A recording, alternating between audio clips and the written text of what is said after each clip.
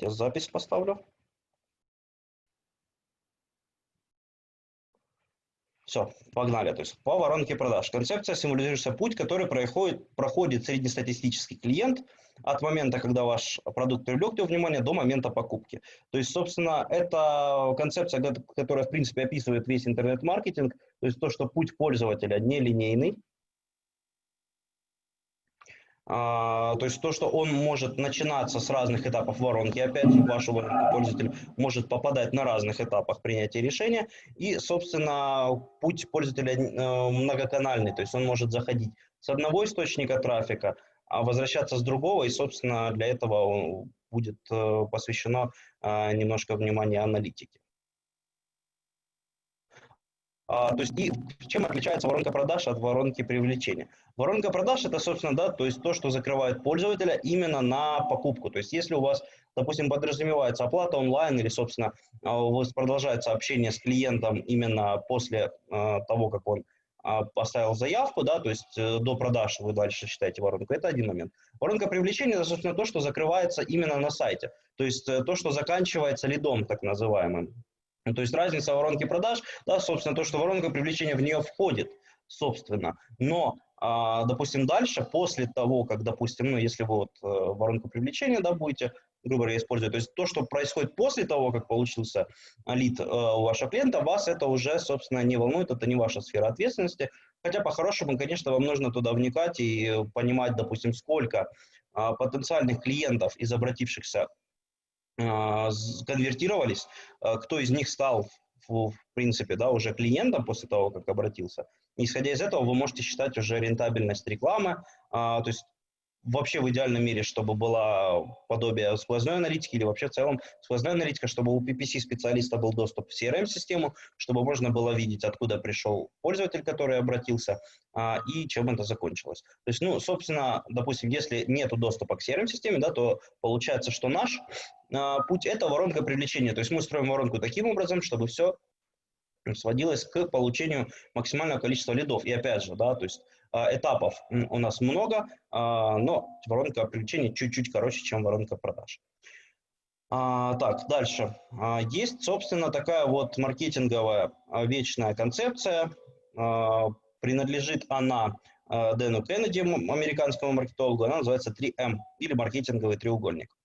Он состоит из трех моментов. Это маркет, рынок, месседж сообщения и медиа. То есть это, собственно, то, чем вы доставили. То есть, да, это, ну, placement по-хорошему или источник информации, откуда вас узнали. Собственно, что говорит сам Дэн Кеннеди? То есть существует много способов сделать маркетинговый треугольник слабым, и только один способ сделать его сильным. Это правильное сообщение. Вот, собственно, да, то есть правильное сообщение на правильном рынке через правильное медиа. То есть, собственно, ответственность PPC-специалиста заключается в том, чтобы правильно сформировать сообщение, то есть, да, донести до целевой аудитории нужный посыл, разместить его в правильном месте. То есть это может быть поиск, это может быть контекстная медийная сеть, это может быть YouTube, это может быть Facebook, да, то есть правильной аудитории при этом, при всем. То есть сейчас мы разберемся, какая целевая аудитория для каждой воронки есть и, собственно, чем она вообще отличается. Но для начала разберем, что такое смысл воронки продаж. То есть это концепция, которая позволяет нам разбить безликую массу покупателей на различные типичные сегменты. То есть это схожие по своему поведению готовности совершить целевое действие.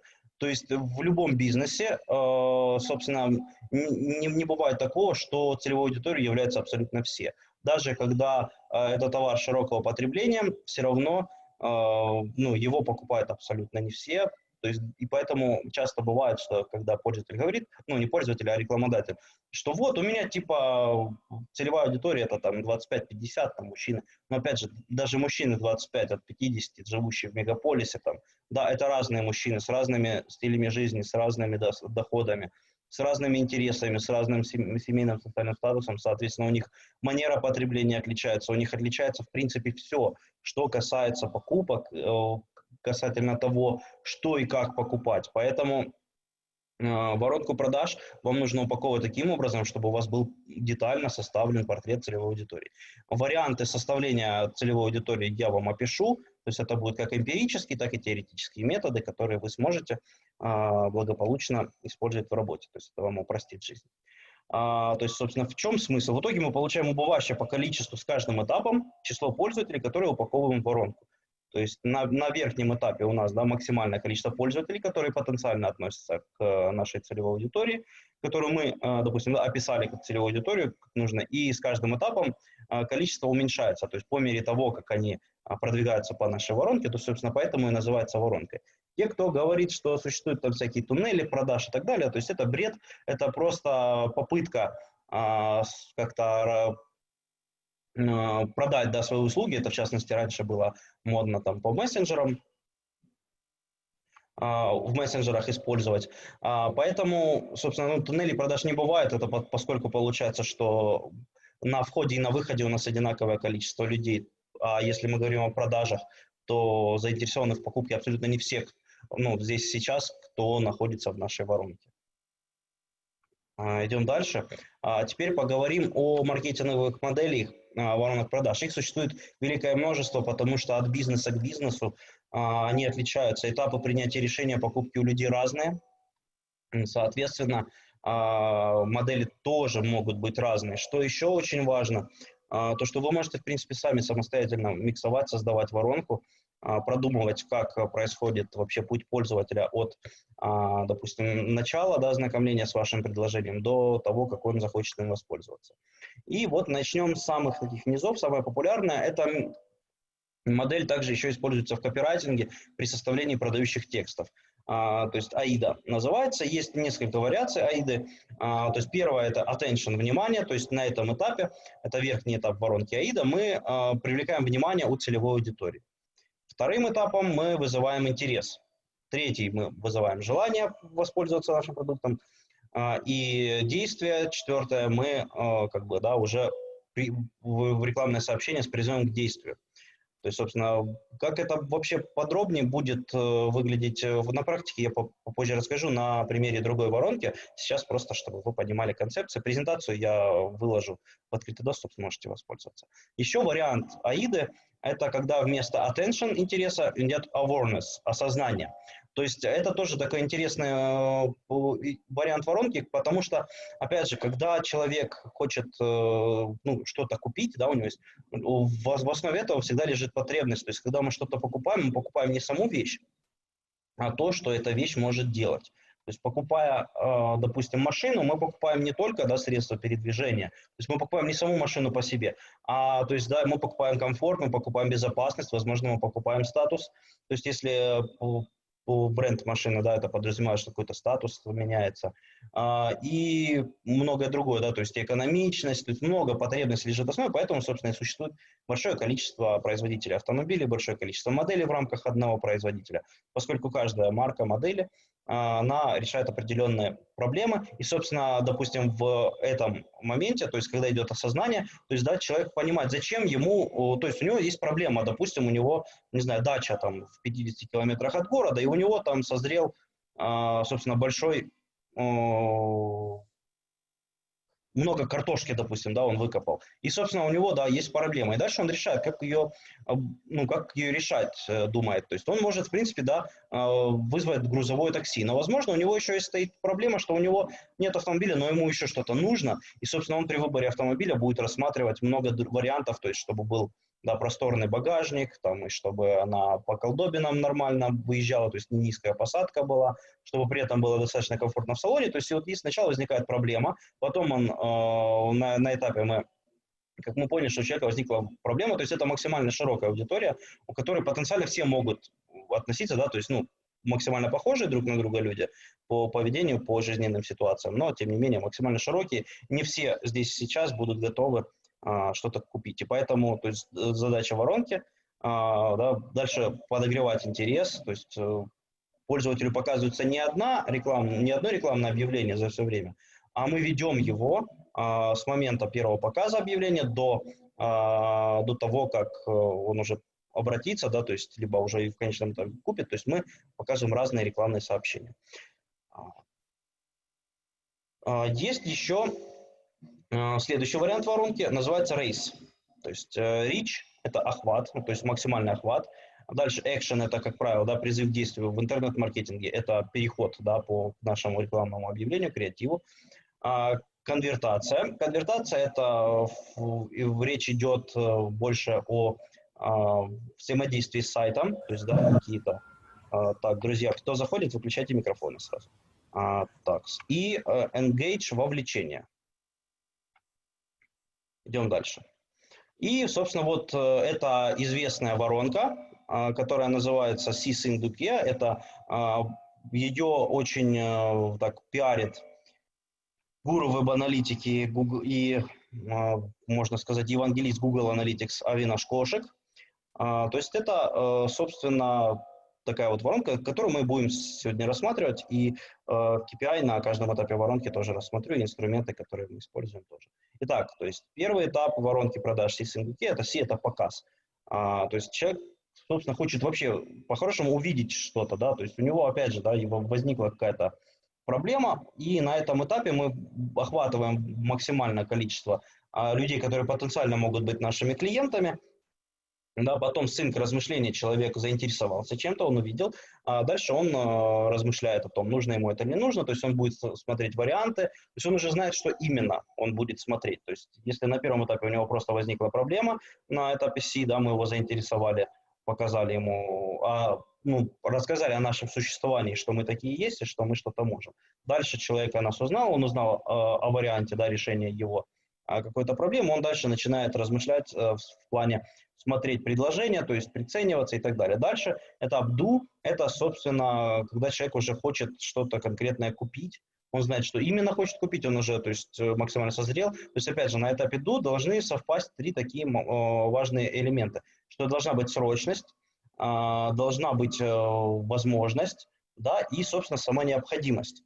То есть если какой-то из трех этих элементов выпадает, то, как правило, продажи не бывает. Допустим, если нет срочности, но есть возможность и есть необходимость, то значит, да, то есть человек не купит здесь сейчас. Тут мы можем, в принципе, использовать в работе уже какие-то акции, то есть какие-то заманухи, чтобы пользователь да, сделал здесь сейчас. Если у него нет возможности, но есть срочность и необходимость, да, то тут, как правило, уже другие метрики идут, то есть тут, как правило, какие-то бонусные программы, возможно, подключение кредитных программ, то есть либо еще что-то, то есть чтобы у человека был мотив, в принципе, да, с ограниченными ресурсами все-таки воспользоваться торговым предложением.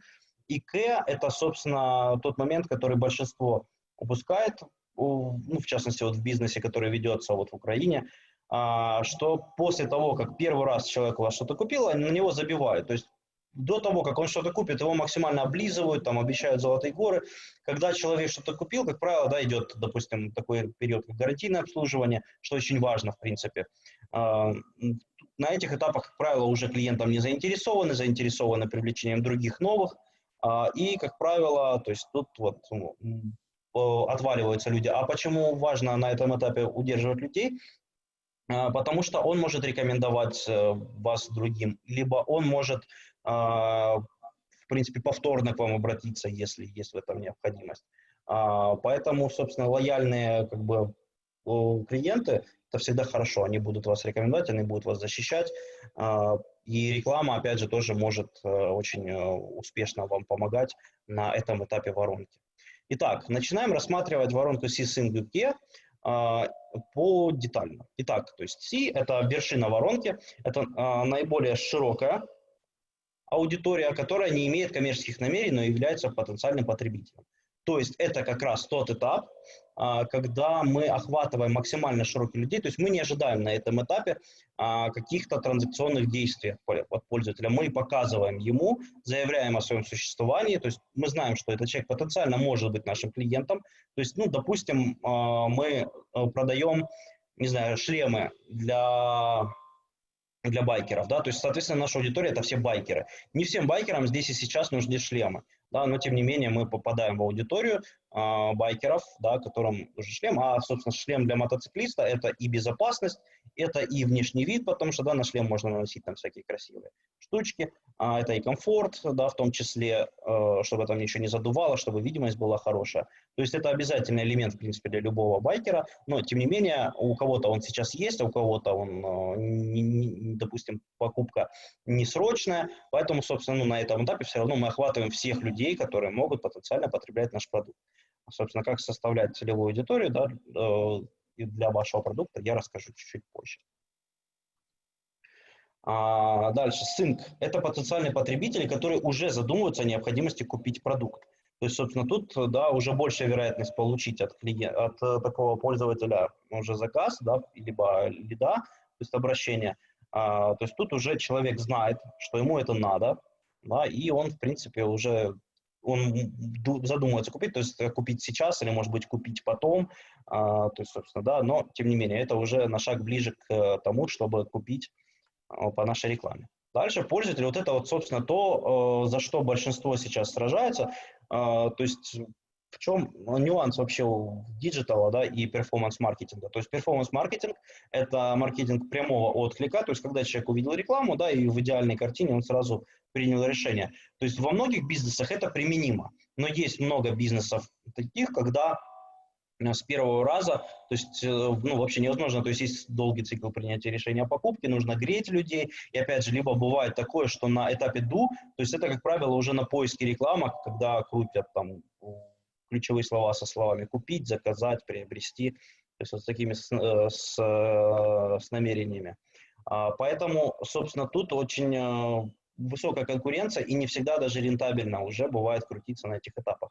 Но при том, что многие игнорируют воронки, да, на этапе C и Sync. Поэтому, собственно, это, конечно же, зачастую наиболее эффективный этап, но, тем не менее, не следует пренебрегать другими. Так, идем дальше.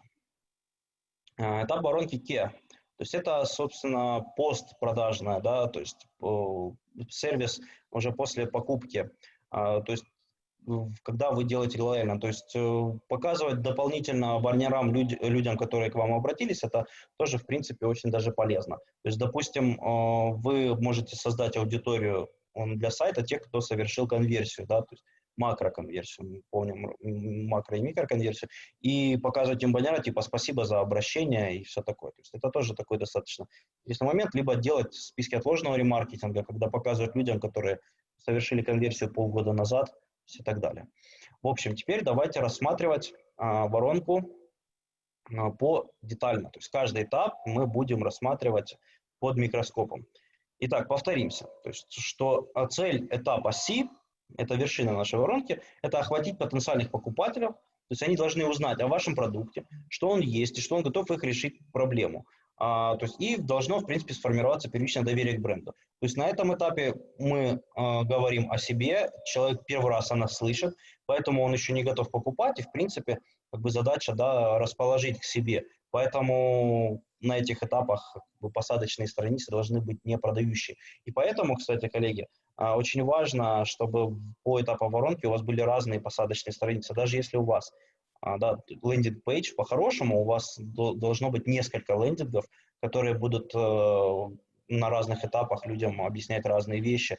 Собственно, первое, допустим, да, это продажа, собственно, ниши в целом. То есть, да, вы, допустим, будете рассказывать о том, что вот есть такая вот штука, она делает какие-то вещи, она может быть вам полезна. Собственно, почему она может быть вам полезна, потому, и все такое. То есть, это, допустим, первый этап воронки C. Как мы можем достигать результатов по этапу C? То есть мы тут делаем акцент больше на креатив. То есть, который должен вызвать интерес. Опять же, повторюсь, что мы не продаем, поэтому, в принципе, какие могут быть подходы при формировании рекламного объявления, это, как правило, с вопросом. То есть, допустим, хочешь отдохнуть этим летом, да, но типа за границы закрыты, то есть, да, интересный вопрос. То есть, сейчас, опять же, вот в Украине внутренний туризм в этом году, как бы, да, за счет того, что границы закрыты в большинство туристических таких направлений, то людям все равно хочется где-то отдохнуть, куда-то потратить деньги, поэтому, да, либо есть варианты еще такое, то есть хочешь отдохнуть, но нет денег, да, то есть достаточно такая, да, распространенная проблема для всех, и большинство из нас может клюнуть, то есть даже если то, что деньги у нас есть, но мы понимаем, что там будет рассказано какой-то подход о том, как можно, да, отдохнуть и потратить там немного денег. То есть, собственно, на этом этапе нам надо заинтересовать человека, рассказать о том, что мы есть, и то, что мы бываем, ну, можем что-то сделать. То есть можно демонстрацию. Вот в этом плане, кстати, рекомендую посматривать периодически ролики на Ютубе там магазинов на диване, то есть, вот, допустим, топ-шоп. Там вот просто идеально построена структура продающего. То есть первые, как правило, кадры, да, это вот они спрашивают, типа, вот у вас там много кухонных принадлежностей, вы не знаете, куда их девать, вы не знаете, как их складывать и обслуживать, и все, как правило, еще что интересно, да, эти моменты показаны в черно-белом цвете, то есть нагнетают обстановку, и потом, как правило, начинается, но решение есть, то есть, да, и так далее. Вот это, собственно, вот вариант того, как выглядит воронка продаж на примере одного рекламного ролика. Как правило, он длится 10 минут, то есть, представляете, нужно держать пользователя у видеоролика целых 10 минут, то есть, поэтому, собственно, как правило, да, на первых этапах ролик должен цепануть с самого начала, и он рассказывает вот именно, да, вот прямо вот простым, доступным языком он говорит о том, что вот есть какая-то боль. То есть, да, там устали тратить на кухне часы времени. Мы сразу понимаем, что аудитория это, ну, в большинстве случаев это девушки, да, либо одинокие мужчины, собственно, да, и у них есть проблема, что они много времени тратят заготовкой, и, собственно, их это заинтересует. И что же вы мне хотите предложить? Да, и, как правило, так. И, кстати, вот забегая наперед, в конце ролика, как правило, вот такого, всегда идет уже замануха, то есть они уже хорошо заинтересовали в том, что они продают товар, а потом они говорят, только сегодня, только сейчас, вместо 1000 гривен, вместо 999 гривен, сегодня она стоит 777 гривен, и позвонив прямо сейчас, то есть, да, они именно уже поощряют звонок прямо сейчас, вы получите еще то-то, то-то, то-то. То есть, собственно, это вот те подходы, которые можно брать и перекладывать, единственное, что адаптировать под свой бизнес, но в любом случае, да, мы помним, что есть 3M, Market Message Media, и помним, что, да, у человека, для того, чтобы человек совершил покупку сейчас, у него должна быть необходимость, должна быть срочность и возможность. Поэтому то есть это обязательно использовать. Итак, какая у нас целевая аудитория? Собственно, это все потенциальные потребители продукта. То есть единственное, что эту вот такую широкую аудиторию нужно сегментировать, потому что ну, собственно, продукт может быть, да, широкий,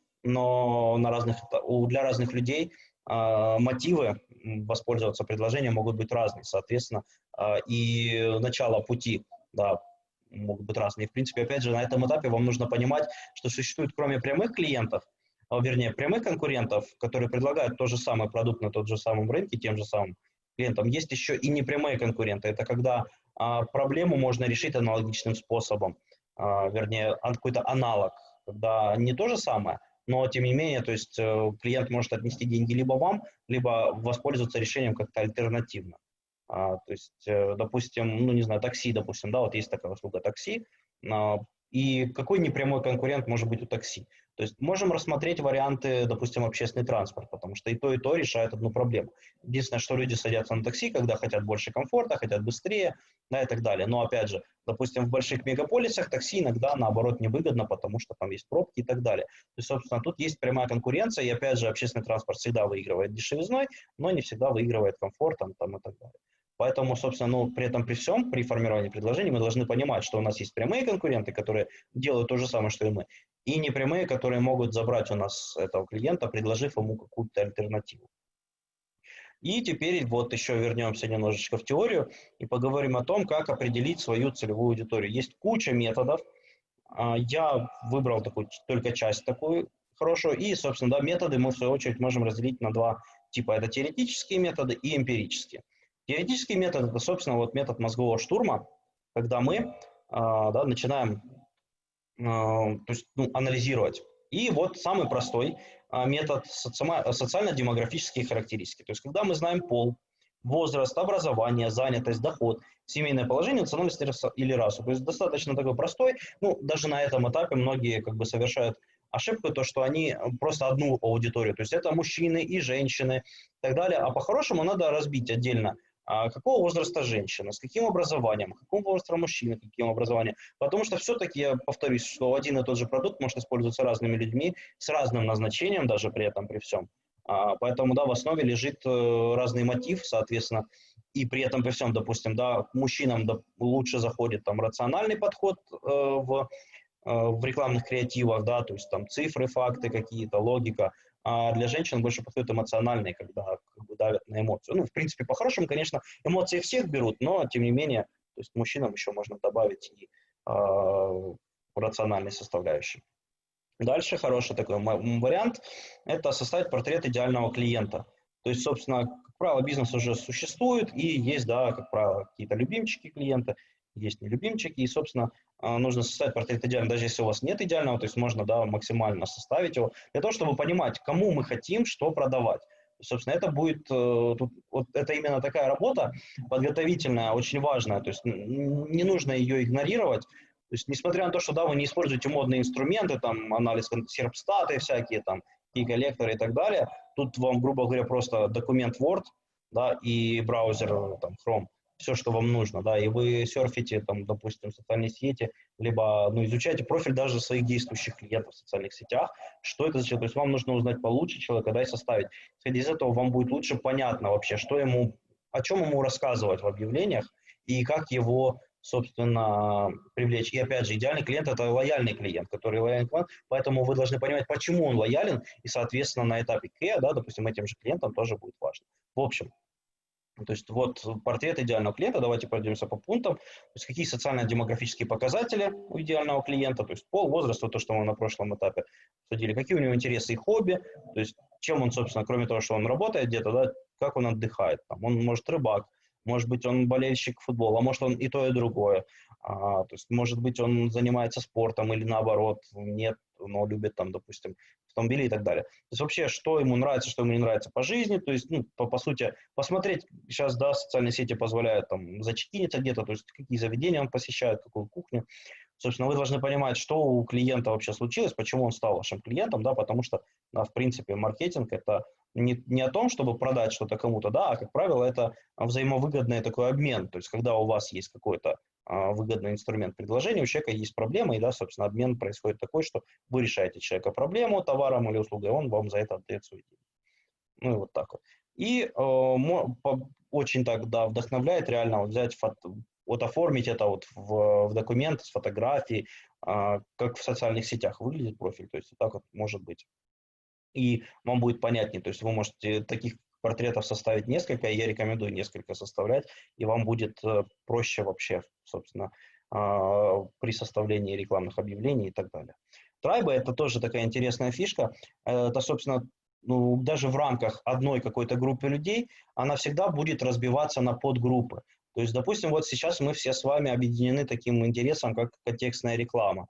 То есть, да, но тем не менее, если взять нас сейчас сколько, 11 человек, да, со мной 11 человек, то мы можем определить, что часть людей интересуется каким-то видом спорта, то есть кроме контекстной рекламы еще общее есть пересечение, ну, допустим, бокс кто-то любит, а кто-то там любит путешествовать и так далее. То есть это, собственно, разбивка общей вашей группы на такие. То есть каждый из нас может одновременно находиться в нескольких трайбах. То есть трайб это, в принципе, да, то есть созвучные с прайдом, то есть, ну, именно группировка. Вот так вот. То есть, и, собственно, тут то же самое, что и с портретом идеального клиента, но чуть-чуть как бы уже детализируем. 5W, 5V. То есть тут тоже достаточно. Вы расписываете по таким критериям, то есть что вы продаете, да, товары, какие, что вы предлагаете. И, собственно, еще интересно смотреть, а что еще человек, кроме вас, покупает. Это вам тоже, кстати, очень важно, потому что вы можете, в принципе, охватывать целевую аудиторию. То есть клиент, который является владельцем мотоцикла, да, он, скорее всего, является клиентом каких-то СТО, он заправляется где-то. И, собственно, да, как правило, мотоциклисты – это образ жизни, у них есть какие-то, да, опять же, характерные хобби, интересы, соответственно, тоже вы можете понимать, что кроме вашего предложения он может, в чем может нуждаться. Дальше кто, то есть, опять же, расписать как бы детально, почему, то есть, зачем это ему нужно, когда, тоже очень важно, то есть, какие жизненные моменты, то есть, вот знаете, такой вот есть, можно сказать, фатальный такой пример, ну, не знаю, в плане того, что мы все потенциальная аудитория ритуальных агентств. Вот все до одного, потому что рано или поздно, да, мы все там будем. Поэтому, собственно, но сейчас однозначно нам нет смысла показывать рекламу да, с ритуальными услугами. Но в подходящий момент, поверьте, ритуальное агентство узнает о вашем существовании сами. То есть там, как правило, ну, это, к сожалению, не очень этично, но тем не менее, когда случается горе в семье, то они узнают об этом.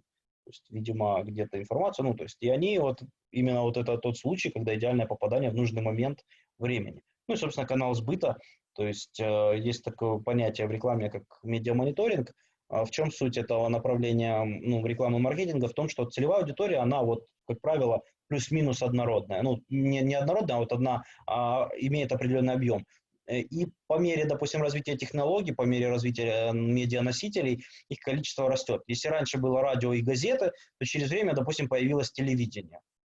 Но при этом рекламный бюджет у вас один. И задача медиамониторинга правильно его распределить, чтобы вы максимально охватывали аудиторию. То есть вот есть какое-то приоритетное медиа, есть какое-то неприоритетное. И, допустим, опять же, вот появился интернет. Раньше это была какая-то общая статья расходов, интернет-реклама. Сейчас интернет заключается тоже во многом. И SEO, и PPC, и Target, и SMM, и e-mail маркетинг. То есть вот куча-куча поднаправлений. И, соответственно, тоже нужно понимать, что аудитория, по сути, остается одной и той же, но она размазана по многим носителям, где-то вы максимально вычистите людей, где-то нет. И опять же осталась еще и наружная реклама, ею почему-то все вот, как интернет появился, ею все пренебрегают, и все говорят, да, типа, это для богатеньких, это для...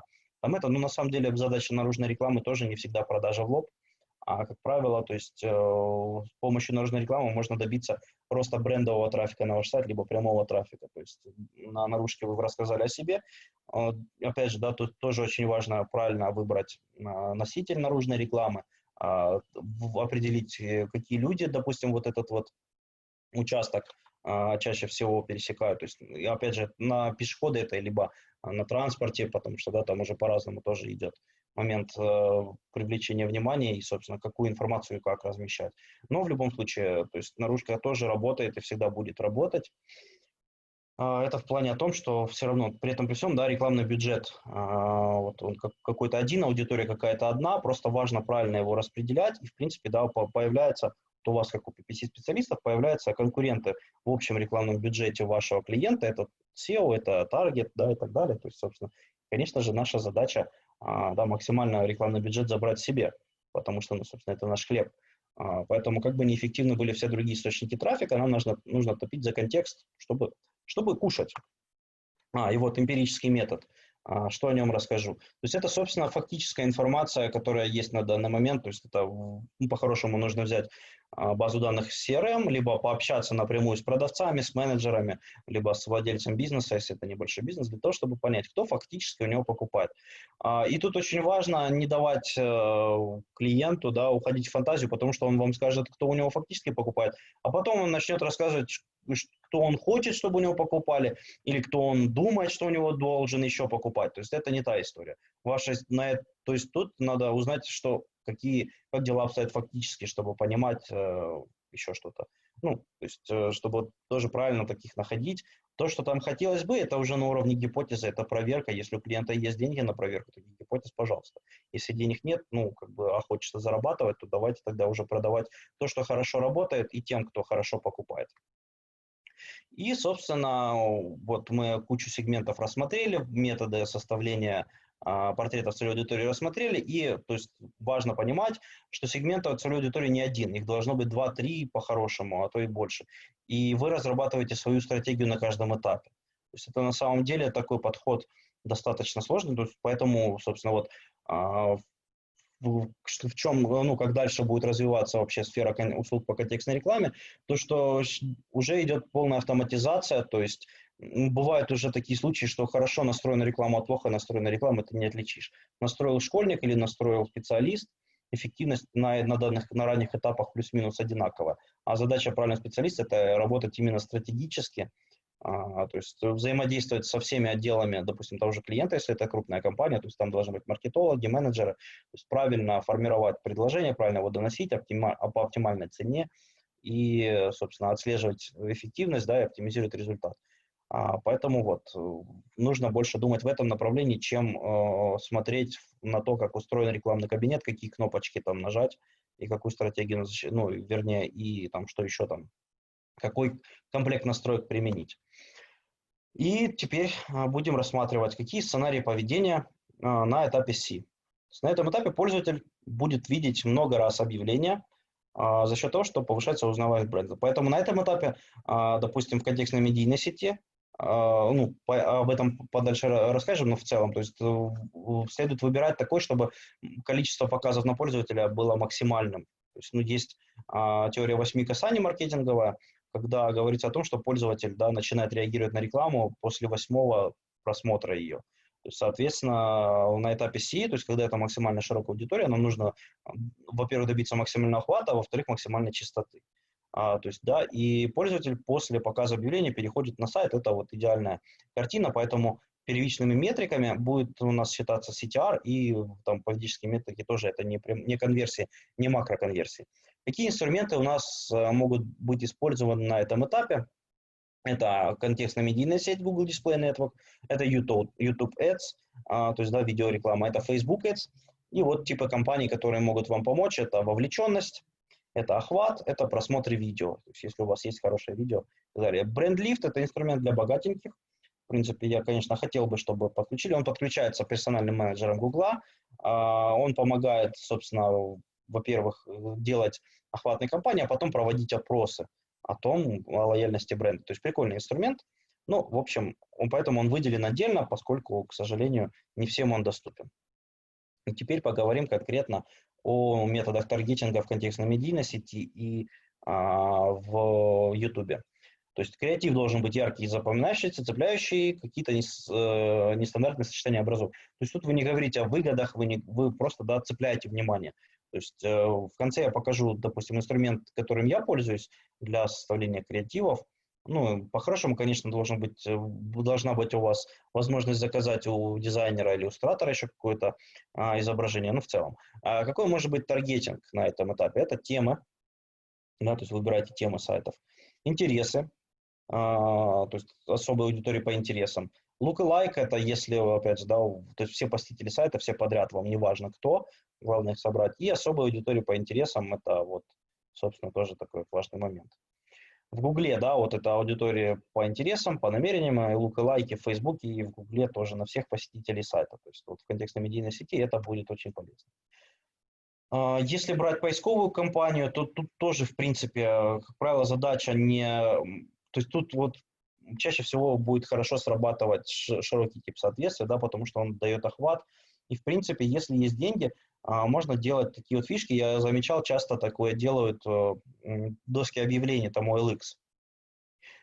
И даже тот же Prom.ua, кстати, тоже. И, кстати, это причина, по которой мы часто видим нерелевантные объявления, но то как бы задача на самом деле такая, то есть максимально привлечь трафик на сайт. То есть, как правило, берется широкий тип соответствия, может быть даже однословник, да, как правило, то есть какой-то более-менее универсально старается писать текст объявления, да, и там ставки, как правило, дешевые, потому что широкий тип соответствия обеспечивает дешевые клики, как правило. То есть вот можно использовать информационные запросы. То есть тут, в принципе, можно не париться. Единственное, что вы все должны понимать, что прямой отдачи от такой рекламы не будет, и по-хорошему, конечно же, все равно должна быть стратегия. То есть это не значит, что вы натулили все подряд, и это не значит, что не надо работать над показателями качества и так далее. Но, тем не менее, на этих этапах задача рекламы как бы еще не продажа сразу. То есть, в принципе, на этапах CSync вы, грубо говоря, заполняете аудиторию ремаркетинга правильно и правильно работаете с ремаркетингом.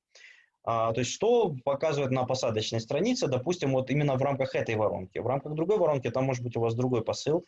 Допустим, на этапе C вы просто рассказываете больше о себе, то есть вы продаете, грубо говоря, вообще в целом решение, да, нишу так называемую, да, и конкретно о вас, чтобы человек вас запомнил. То есть вы рассказываете о себе, вы рассказываете, да, показываете максимально внутряк, что вы делаете, ну и, в принципе, вот что-то подобное. Допустим, вот по воронке АИДа, то есть когда у нас первый этап – это осознание, то есть это, как правило, хорошо будет работать в медицинских воронках.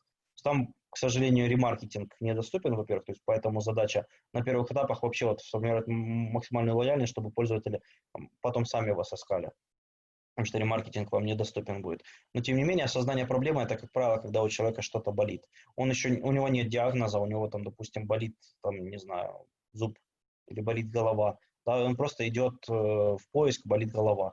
И, собственно, да, на этом этапе, поскольку он осознал, что у него болит голова, ему логично показать какой-то материал, в котором могут быть описаны варианты решения его проблемы, то есть что это может быть за проблема. Понятное дело, что болит голова, она может болеть по сотням разных причин, поэтому логично показать, допустим, публикацию, да, хорошо сверстанную, с хорошей типографикой, там, где будут показаны варианты, почему у него болит голова, и, собственно, да, следующий этап – это вызвать интерес, то есть что это за клиника такая, которая вот так вот все рассказала. В общем, на этапе C, допустим, в рамках этой воронки, да, нам просто важно рассказать о себе. Это еще не продающий лендинг, это больше для интереса. Поэтому KPI у нас на этом этапе воронки будет следующее. Это охваты, да, число показов рекламы в Фейсбуке, в Гугле, ну и, собственно, мы это анализируем в Google Analytics. Количество пользователей, которые мы, опять же, посмотрели, уникальных пользователей. Дальше смотрим, если Facebook рекламу мы крутим, это лайки, шеры, репосты, комментарии, просмотры видео, клики, да, CTR так называемый, и процент новых посещений в Google Analytics. То есть на этом этапе, на этапе C, да, у нас в рекламе должно быть максимум новых пользователей, поэтому, кстати, опять же, логично из контекстно-медийной сети удалять списки вашего, ваши списки ремаркетинга. То есть если вы на широкую аудиторию сливаете, допустим, по интересам, то есть, опять же, интересы, это еще пользует, это просто потенциальная аудитория. Мы на этом этапе исключаем всех посетителей сайта по-хорошему. Ну и lookalike на всех посетителей сайта, исключаем посетителей сайта. То есть, и повторично это, допустим, мы через время можем замерить и посмотреть, насколько вырос брендовый трафик, то есть насколько чаще вас начали искать. То есть, да, это частотные запросы, мы это можем проверить в Google Trends, ну и в Google Analytics, Google Search Console мы можем тоже увидеть, насколько начал расти брендовый трафик.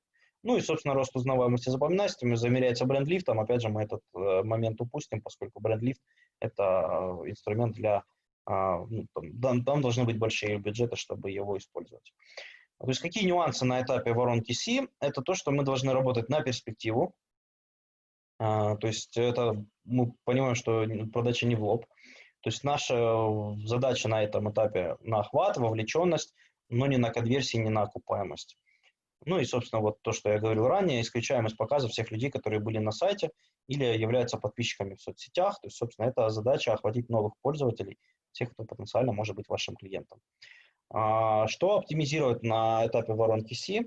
Это, то есть, снижаем цену за 1000 показов и повышаем CTR. В контекстной медийной сети есть столбец доступный, который называется относительный CTR.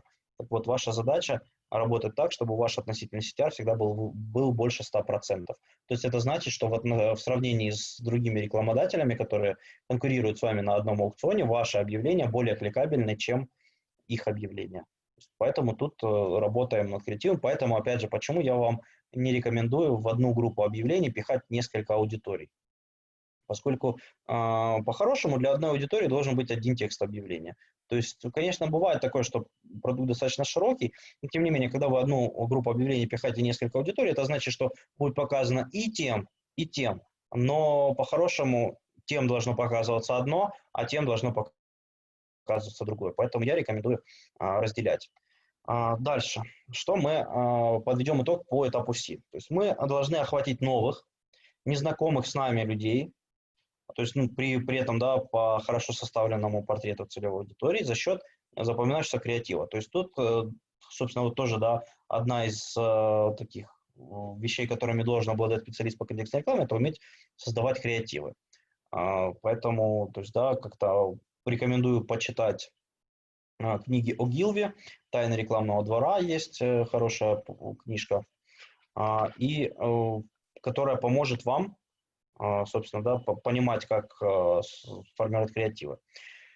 Дальше, да, пользователь может и должен по-хорошему перейти на сайт, и, он может, конечно, не перейти, и, в принципе, допустим, в Фейсбуке, выключайте микрофон, кто зашел, и в Фейсбуке, собственно, там же модель атрибуции, она и по показу в том числе. То есть Facebook, допустим, для конверсий учитывает 7 дней после клика и 1 день после показа. Поэтому в Facebook, опять же, да, дополнительно мы можем в отчетах конверсий, поэтому и видеть больше конверсий, чем есть в Google Analytics. То есть Facebook будет себе забирать больше.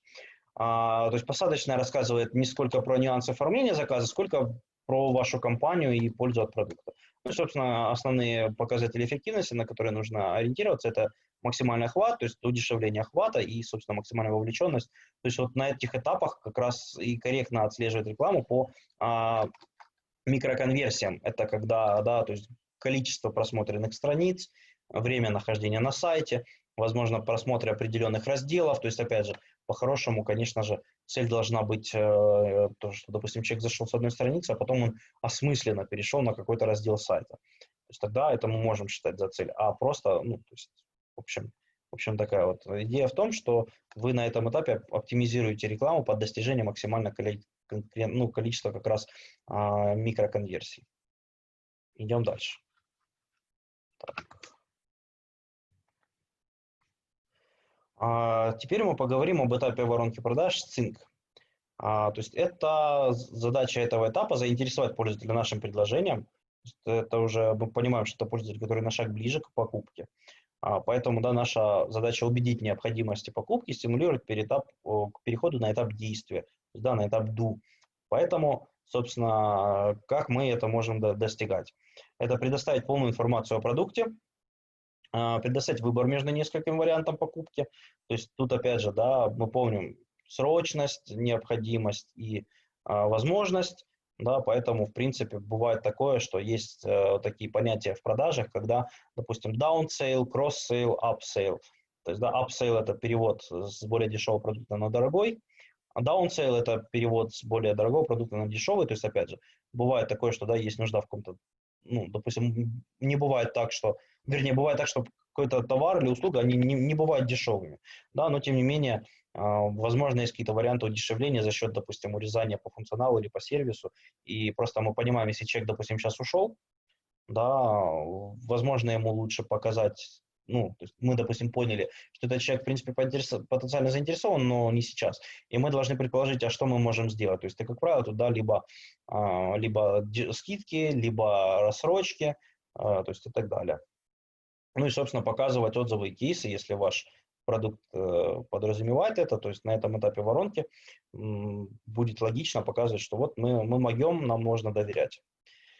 Дальше тут сегмент целевой аудитории – это заинтересованы в решении проблемы, то есть которые уже осознали, что у них что-то случилось, они уже поняли, как можно решить проблему, да, и поэтому тут задача рекламы на этом этапе воронки, собственно, вот привлекать людей, которые уже знают, чего хотят. Что мы ждем от пользователя на этапе Sync?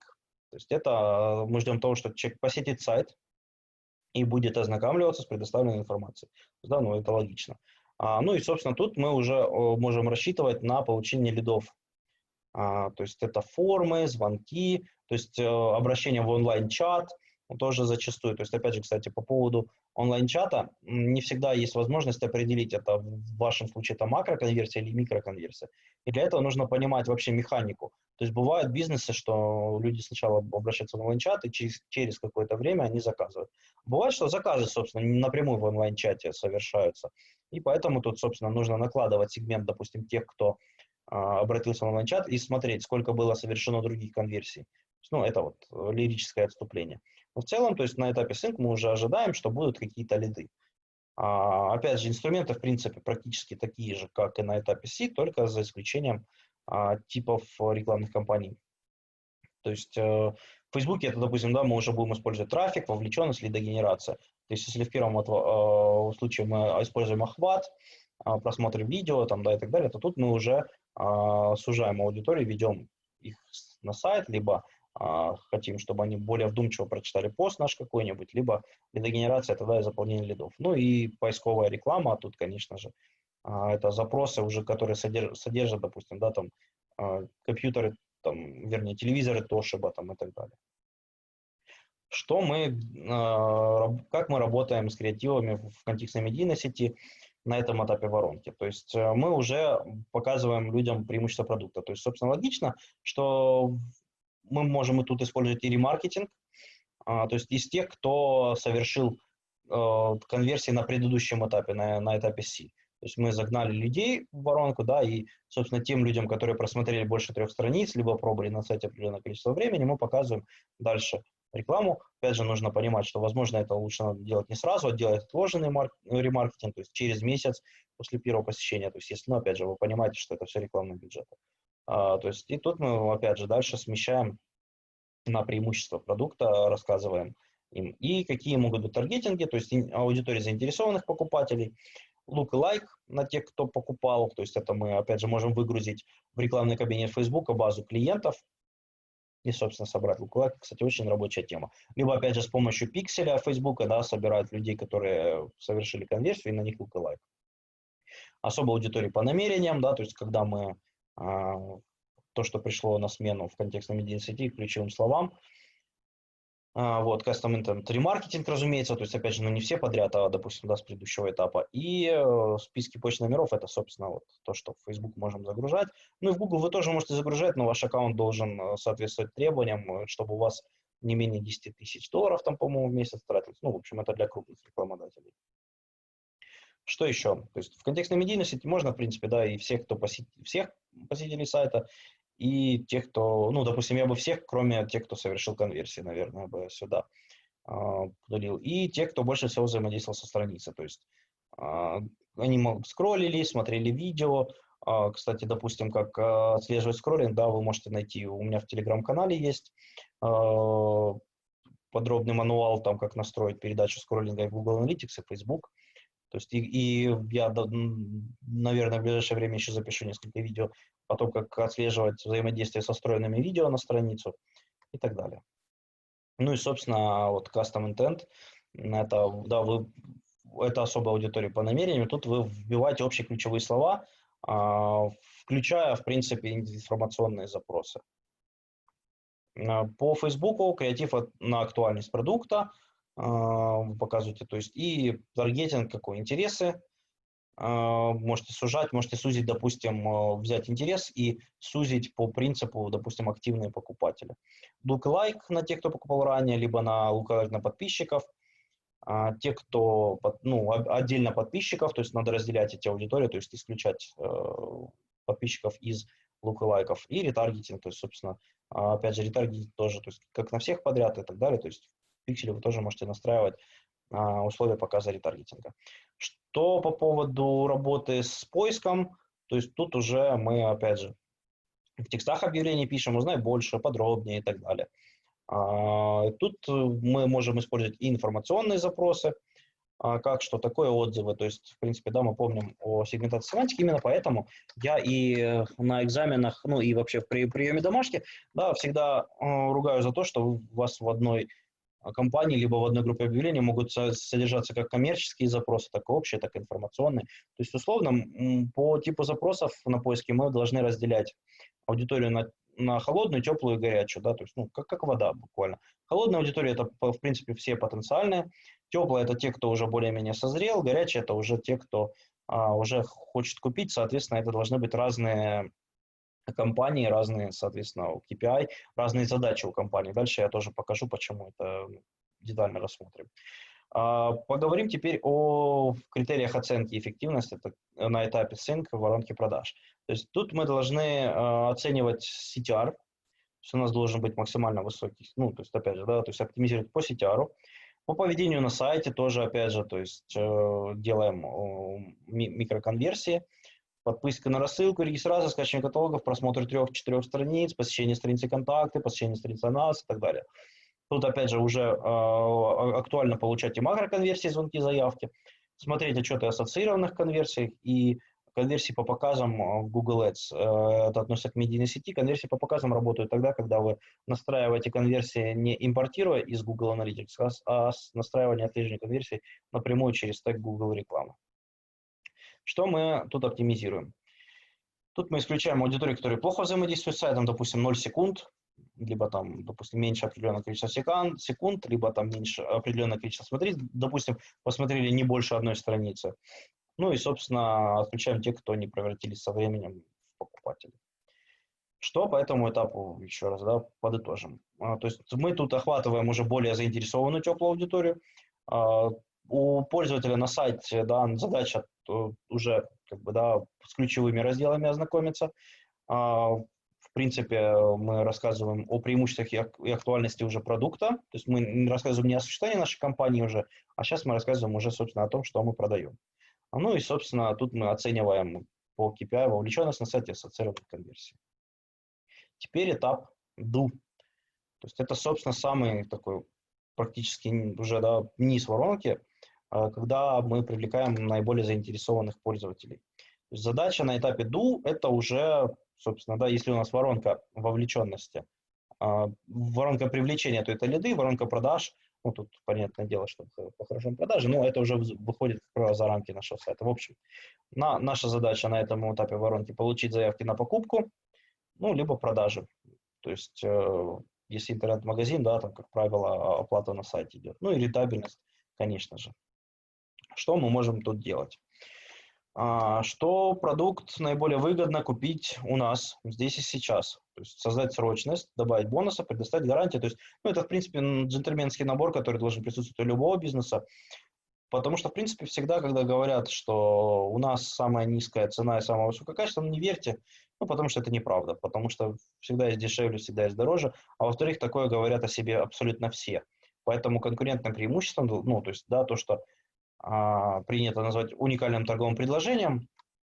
УТП – это утопия, конечно же, то есть уникальности не бывает, в принципе, особенно в 21 веке. Ну как, в принципе, может быть-то и бывает, но как бы в принципе задача, чтобы вы просто были конкурентоспособными, то есть что вы можете предложить за ту же стоимость, либо же за более высокую цену, но человек будет знать, что он получит более высокий сервис. Что у нас за аудитория, которые хотят купить здесь и сейчас? Что мы хотим от этих людей? Чтобы они, если они пришли на сайт, допустим, по запросу купить, да, то мы их догоняем ремаркетингом, поэтому, опять же, да, то есть логичней создавать для таких компаний свои аудитории ремаркетинга. Посещение сайта и контакт с колл-центром, то есть либо звонок, либо покупка.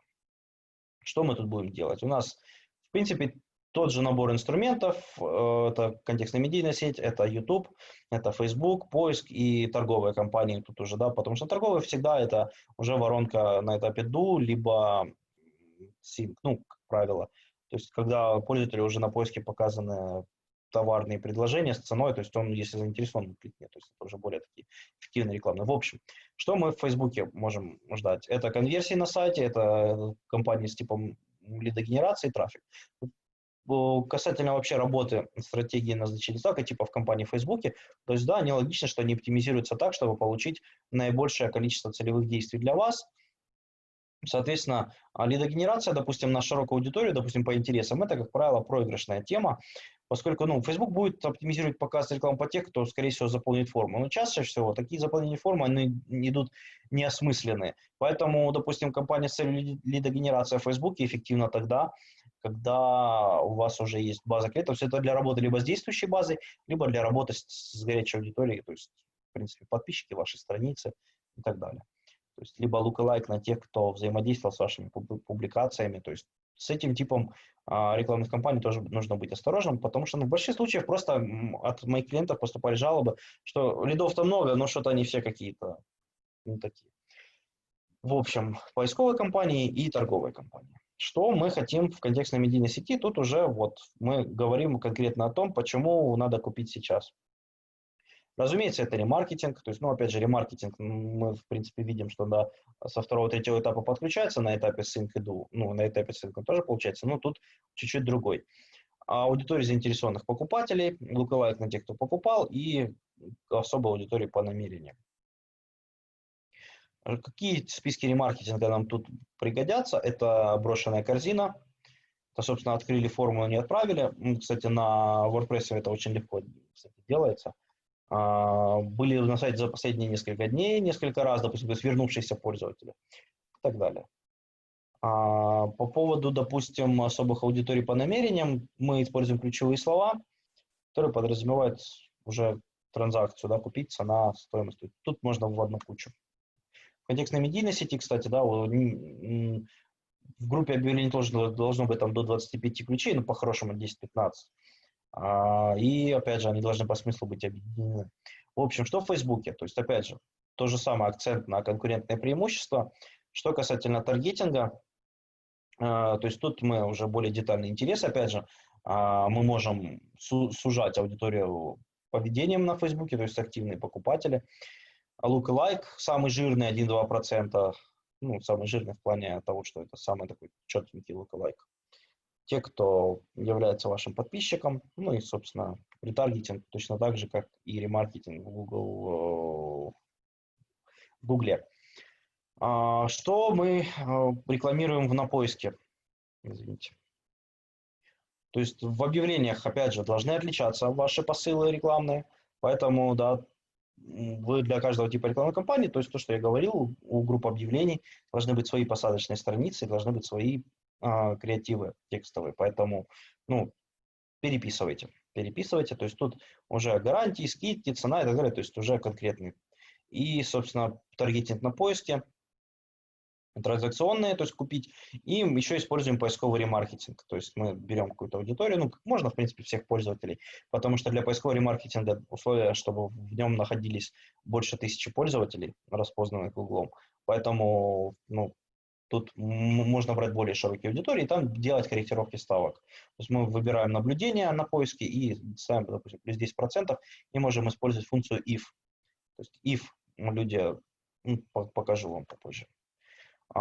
Что по сегментации, опять же, то есть с брендом вашей компании, заказать в такой-то компании, допустим, да, ну вот примеры вам, купить кроссовки Интертоп, с брендами ваших товаров и с категориями ваших, ну, то есть все, что содержит слово «купить», но видите, тут тоже не все, что купить, должно находиться в одной группе, то есть это тоже группируется.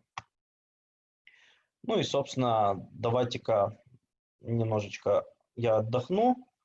И как вы считаете, цена кондиционера Toshiba – это какой этап воронки? Do или Sync? Напишите, пожалуйста, ваше мнение в чат.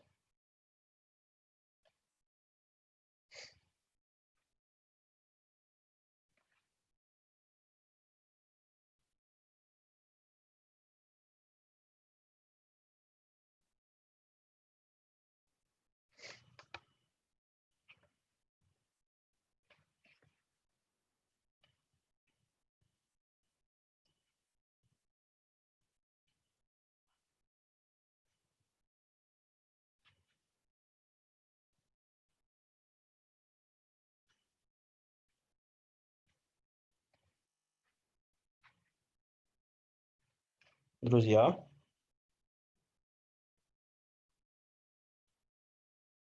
или может быть что-то случилось, я рассказываю, а ничего не происходит. Напишите что-нибудь в чатик, пожалуйста, то я начинаю переживать.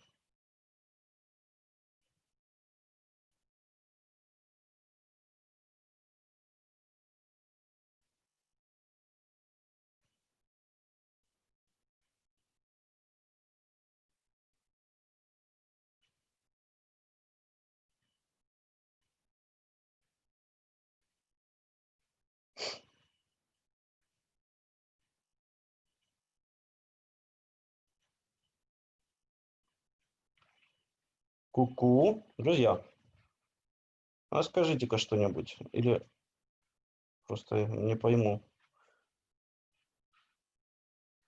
тишина какая-то.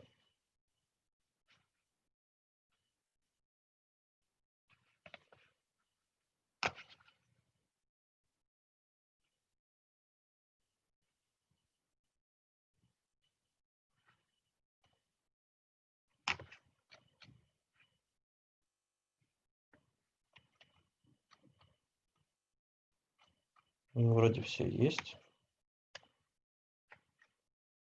Ага, все, у меня понял. Ага.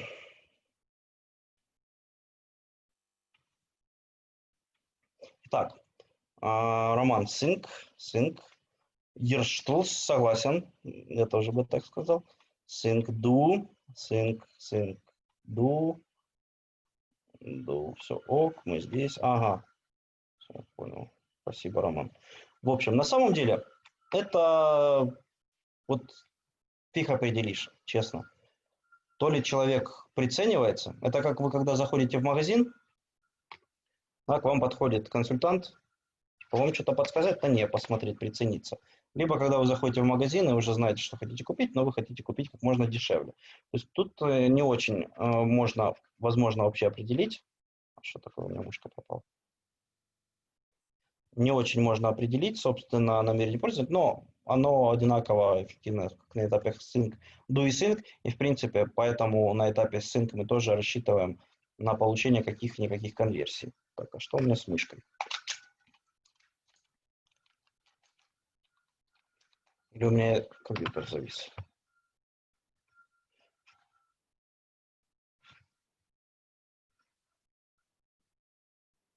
Так. Ну что, и давайте теперь поговорим.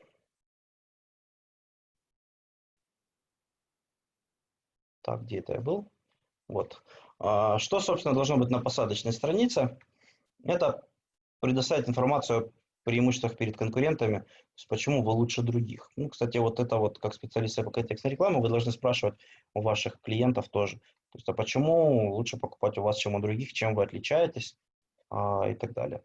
То есть, ну, скидки, бонусы. По поводу скидок и акций, их еще надо уметь проводить, поэтому если вы не очень именно в маркетинге, да, ориентируетесь, то я был со скидками осторожнее, потому что, как правило, скидки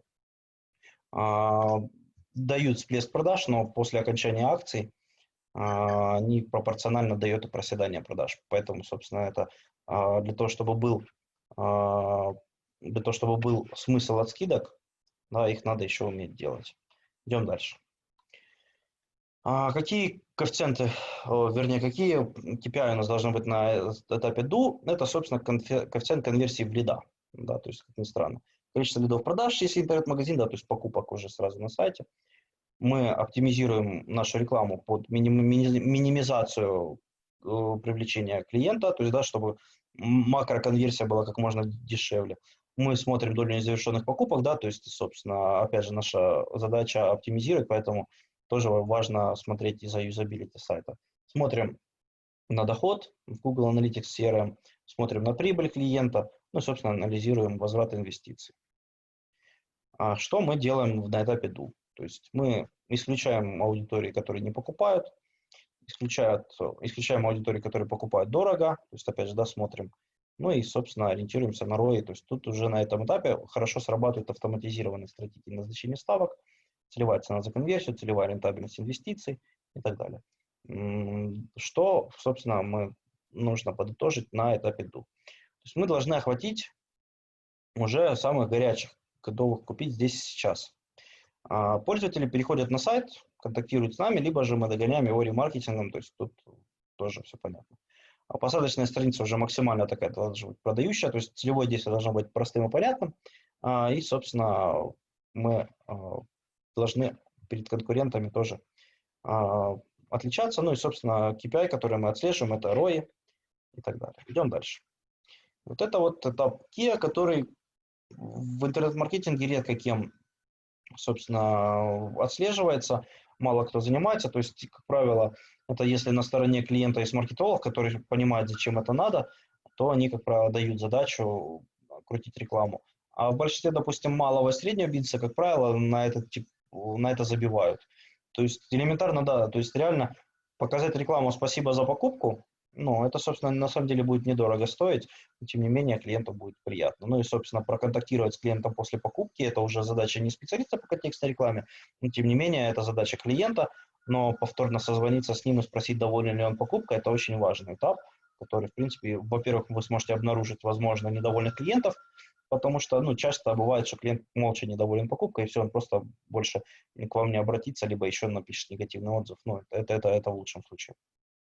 А так большинство клиентов уходят молча. Поэтому позвонить, решить проблему, если это возможно, и тогда будет. То есть, собственно, в чем прикол этапа KIA? То, что вы с одного клиента можете иметь несколько клиентов, то есть он вас порекомендует, или же он к вам обратится повторно. То есть всегда дешевле продавать тем, кто у вас уже купил. Что мы делаем? То есть какие-то дополнительные бонусы после продажи, То есть, ну, часто вот если вы покупали в каких-то крупных торговых сетях, таких как Foxtrot, то, как правило, да, вам заводят бонусную карту, и вы что-то покупаете, и вам сразу приходит сообщение, что типа потратьте еще столько-то и получите еще столько-то бонусов, а бонусы вы можете оплачивать, использовать при следующих покупках. Или еще фишка вот это вот часто при пополнении счета от Kyivstar вы можете видеть. Вы пополнили на 100 гривен счет, и вам пишет, пополните еще на 50 гривен и получите там 5000 мегабайт в подарок. Тема. Вот это Kia как раз. То есть, ну и в принципе, то есть опять же, вы можете использовать кросс-селл. То есть вы, допустим, у вас на сайте много товарных категорий, кто-то купил у вас удочки, и вы показываете тем, кто купил удочки, через полгода, допустим, прикормку или еще что-то. Ну, то есть, ну, варианты. Сегмент А, люди, которые у вас уже купили, повторная покупка через время, то есть и рекомендации знакомым. Мы это можем, собственно, использовать всеми же способами. Единственное, что на поиске можно, да, включить аудиторию из тех, кто покупал. Но, опять же, это при условии, что реально много трафика и много людей. И тогда сделать не наблюдение, а именно таргетинг. То есть тогда будет показана реклама тем, кто входит в эту аудиторию по этому ключевому слову.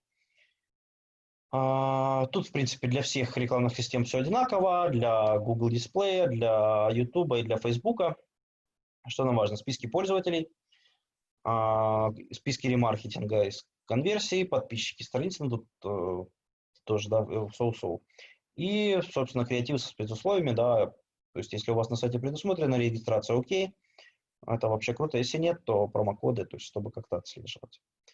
Для CSS есть модификатор if, как я повторюсь, который дает условия, то есть есть два условия для модификатора if, либо если это какой-то тип устройства определенный, либо если это какая-то аудитория. То есть, собственно, это будет работать, когда у вас много конверсий, в принципе, да, как минимум 1000 конверсий в месяц, это как бы, в принципе, немало, но, тем не менее, вы можете показывать потом людям, которые что-то ищут еще. И, в принципе, в чем прикол? Вы, кстати, можете вообще брать для вот таких вот аудиторий, вот это, кстати, в порядке гипотезы, что вообще пофиг, по каким запросам рекламироваться, можете вообще однословники в широком соответствии использовать. Единственное, что обязательное условие для именно этой аудитории, именно у аудитории купивших.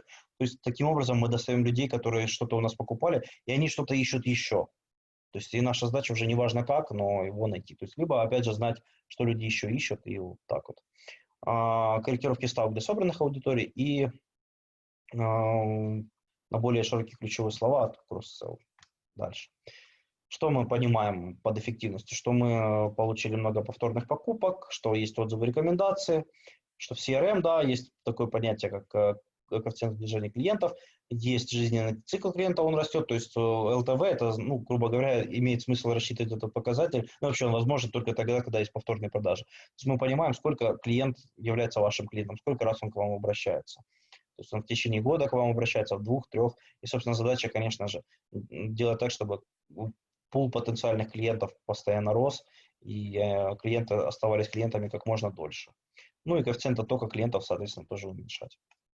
То есть это тоже задача рекламы. То есть, в принципе, можно же, опять же, с помощью CRM-системы выгрузить тех, кто давно не был клиентами, в Facebook загрузить почты, либо телефоны, и им показывать рекламу, типа с призывом действия связаться с вами. Так.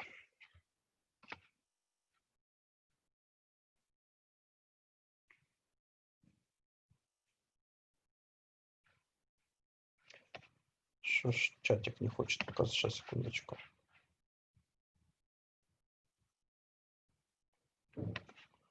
Да, обязательно. Обязательно я поделюсь со всеми презентацией. Так, ну, в принципе, так. Идем дальше. Что по аналитике вообще воронки продаж? То есть мы должны смотреть в разрезе многоканальных последовательностей и смотреть модели атрибуции. Что в многоканальных последовательностях? Мы смотрим первое взаимодействие, то есть, во-первых, пути последовательности, есть такой отчет, и мы смотрим, откуда начинается путь пользователя. Вспомогательные взаимодействия, то есть это те же ассоциированные конверсии, либо путь пользователя, смотрим, какие источники трафика присутствуют. А нам важно, чтобы анализировать в разрезе присутствующих наших рекламных кампаний, ну и смотреть, что закрывает на взаимодействие, то есть и так далее. У меня были случаи, когда даже с ремаркетинга не сразу, то есть я, допустим, строил разные модели атрибуции, и, допустим, по последнему непрямому клику и сравнивал с последним кликом в Google рекламе. И было такое, что по последнему непрямому клику 3 конверсии, а последний клик в Google рекламе 11 конверсий. То есть человек перешел с ремаркетинга, но через какое-то время еще из другого источника трафика зашел, и все. То есть, причем не прямого, поскольку, да, прямой клик это Google все равно запишет последнему непрямому всегда. В общем, что еще нам нужно смотреть? В отчетах Google Analytics есть время до конверсии, основные пути конверсии, то, что я говорил, ассоциированные конверсии, длина последовательности, это в количестве посещений. Что еще важно? Выбираем только конкретные цели, то есть мы не смотрим все подряд конверсии, да, а сегментируем. И, кстати, очень важно, поэтому есть такое понятие в Google Analytics, как наборы целей. То есть, да, вы при создании конверсии можете назначить идентификаторы, наборы, это очень важно делать сразу, потому что потом вы не сможете это все поменять. Соответственно, в набор целей попадает до 5 конверсий, соответственно, допустим, макроконверсии, да, это вот один набор целей, микроконверсии другой набор целей, вам просто удобнее будет в отчетах их быстренько по наборам раскидывать и так далее.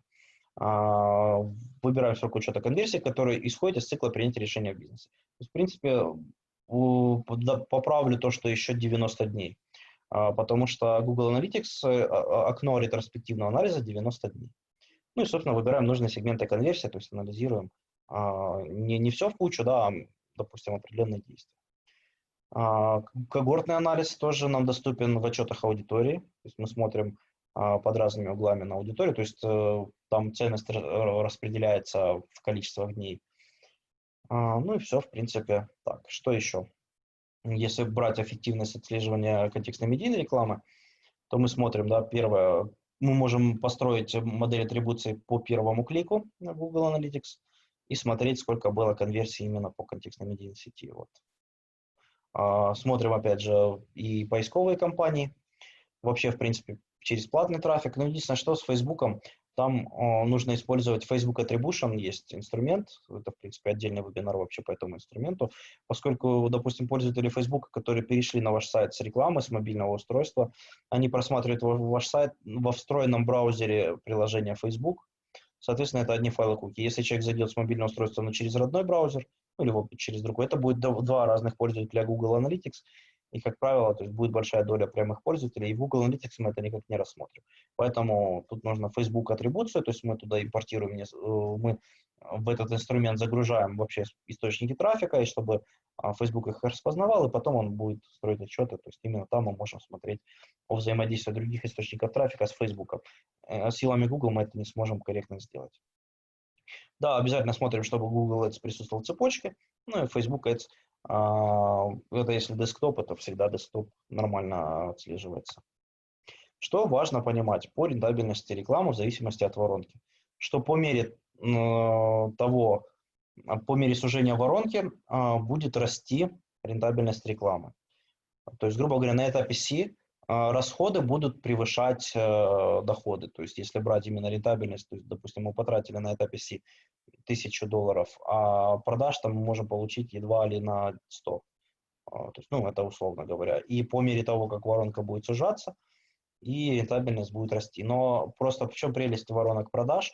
То, что в большинстве случаев рекламодатели ищут пользователей, которые находятся на этапе sync и do. По центру воронки. Тут идет самая заруба. Это, как правило, сводится к тому, что аукционы перегреты, то есть цена за клик высокая. Допустим, вот у меня есть по школе вокала сейчас в работе сайт, и там, получается, у меня показатели качества максимально 10 из 10. Но по Харькову, допустим, по высокоцелевому запросу, там цена за клик выходит там 40-50 гривен. То есть, да, при максимальном показателе качества. Поэтому тут, собственно, это перегрето, поэтому воронки продаж это более в долгую история, но тем не менее они потом со временем позволяют увеличивать количество и поток покупателей в сайт. То есть это, в принципе, такой нормальный, такой именно рабочий рекламный механизм не в плане того, когда, то есть просто вот есть Google Ads, а это именно стратегический подход. Давайте подведу краткий итог. В принципе, то, что путь пользователя конверсии сложный. Нам надо анализировать, смотреть все касания, то есть поэтому работа ведется не только в рекламном кабинете, но и в системах аналитики. Это не только Google Analytics, но и Facebook Analytics, можно даже Яндекс.Метрику ставить для того, чтобы смотреть WebVisor, либо Hotjar можете посмотреть. Просто в Яндекс.Метрике можно это все удобно сегментировать. В Hotjar нет. Hotjar это просто запись посещалок, а в WebVisor и Яндекс.Метрике это можете создавать сегменты пользователей и посмотреть потом определенный сегмент, почему именно этот сегмент отвалился. А для анализа данных, то есть атрибуция многоканальной последовательности, это все понятно, это в отчетах конверсии доступно. И, собственно, оценивать в основном вот по таким моделям атрибуции это линейная, на основе позиции, временной спад, ну, то есть вот это вот какие они бывают. Линейная – это когда конверсия распределяется в равной степени между всеми источниками трафика. То есть в отчетах мы тогда, ну, если, допустим, смотреть рекламный кабинет, и мы выбирали линейную модель атрибуции, то может быть такое, что просто конверсия не целое число, не 1, 2, 3, 4, 5, а там может быть 0,3, 0,2, 0,4, там 0,5 и 0,7. По позиции эта конверсия распределяется между несколькими источниками трафика, и большую часть, там, допустим, отдается наиболее эффективно. Как правило, то есть по 40% первому и последнему источнику трафика и 20% центральному. А временной спад – это, опять же, в зависимости от того, сколько времени прошло с момента конверсии, будет ее ценность, назначена источником трафика. Первое касание, понятное дело, конверсия будет записана источнику трафика, который был первый. И последнее касание – это то по последнему. В принципе, давайте сейчас, вот мы уже 1,5 часа с вами общаемся, давайте возьмем 15-минутный перерыв и продолжим в без 15:06. У нас еще будет блок по семантическому ядру по контекстной медийной сети, потом ответы на вопросы и короткий тест. Ну вот, собственно, вот так вот. Все, я тогда останавливаюсь и в 17:45 продолжаем. Запись у нас идет. Запись будет. Все хорошо.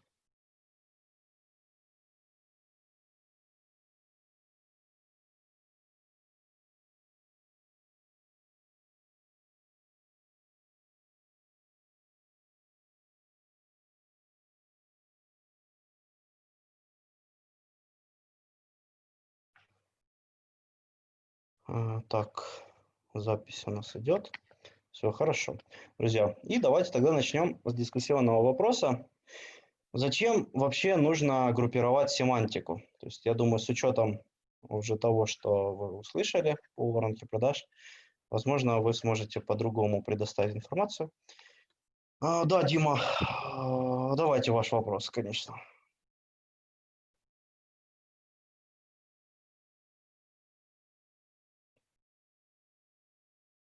Разделять. Ключи с топонимами отдельно, с топонимами упоминания городов. И по-хорошему я бы, можно сделать таким образом. Там, где есть упоминание городов, я бы вообще вынес в отдельную компанию и включил бы на всю Украину. Ну, смотрите, то есть, опять же, то есть нюансы. Если вы онлайн-магазин, то вам, ну, в принципе, не очень принципиально важно, где пользователь находится. Ну, и пользователю, по-хорошему, не всегда принципиально важно, поскольку есть службы доставки. Это одно дело. Если вы услуги оказываете, это совсем другое.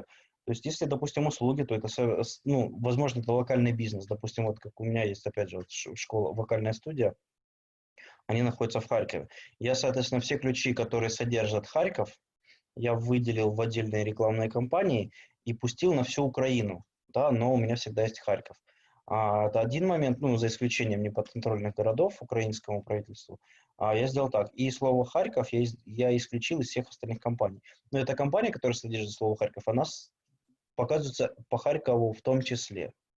То есть, но еще и по всей Украине. В чем тут может быть, в чем тут задумка? Собственно, во-первых, часто я вижу, что, допустим, пользователи, которые находятся в Харькове, их почему-то система распознает как в Киеве. Это, наверное, связано с айпишниками. То есть тот же Киевстар интернет, они, по-моему, всегда показывают, что вы в Киеве находитесь. Вот один момент. Второй момент. То, что пользователи, которые могут быть заинтересованы в вашем предложении, они могут сейчас находиться не в городе. И, собственно, если говорить о геозависимых, геонезависимых запросах, вот в частности, допустим, в органике, вы сами можете наблюдать, что, допустим, запросы с упоминанием города, выдача будет одинакова по всей Украине. То есть вы, допустим, купить там курицу-гриль в Харькове из любой точки Украины, плюс-минус органическая выдача будет похожая. Но если вы просто напишете, ну, допустим, автомойка, то, соответственно, выдача будет в каждом регионе разная, поскольку будет локальная выдача формироваться, карты, то есть будет ближайшая от вас. И то же самое в поиске. То есть, возможно, человек находится сейчас не в городе, в котором мы рекламируемся, то есть и мы его не охватываем географическим таргетингом, то есть, допустим, да, мы же задали, допустим, на Харьков, человек, вдруг даже не в Харькове, а может он в области сейчас, там в Лозовой где-нибудь. Соответственно, логично по ключевым словам содержащим город Харьков показываться по всей Украине, это если локально. Если у вас интернет-магазин и, повторюсь, местоположение пользователя не принципиально, ни вам, ни ему, то там немножечко по-другому поступаем, но тем не менее. В принципе, в любом случае надо выносить, разносить по разным группам, возможно, по разным компаниям, то есть зависит от подходов. Ну что, давайте тогда, друзья, ваше мнение по поводу того, как группировать семантику. Вернее, зачем.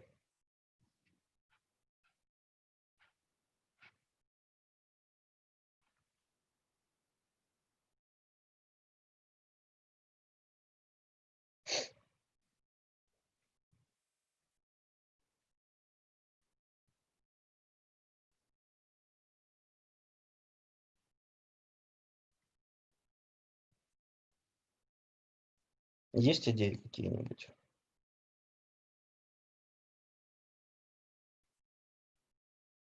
Один вариант, хорошо.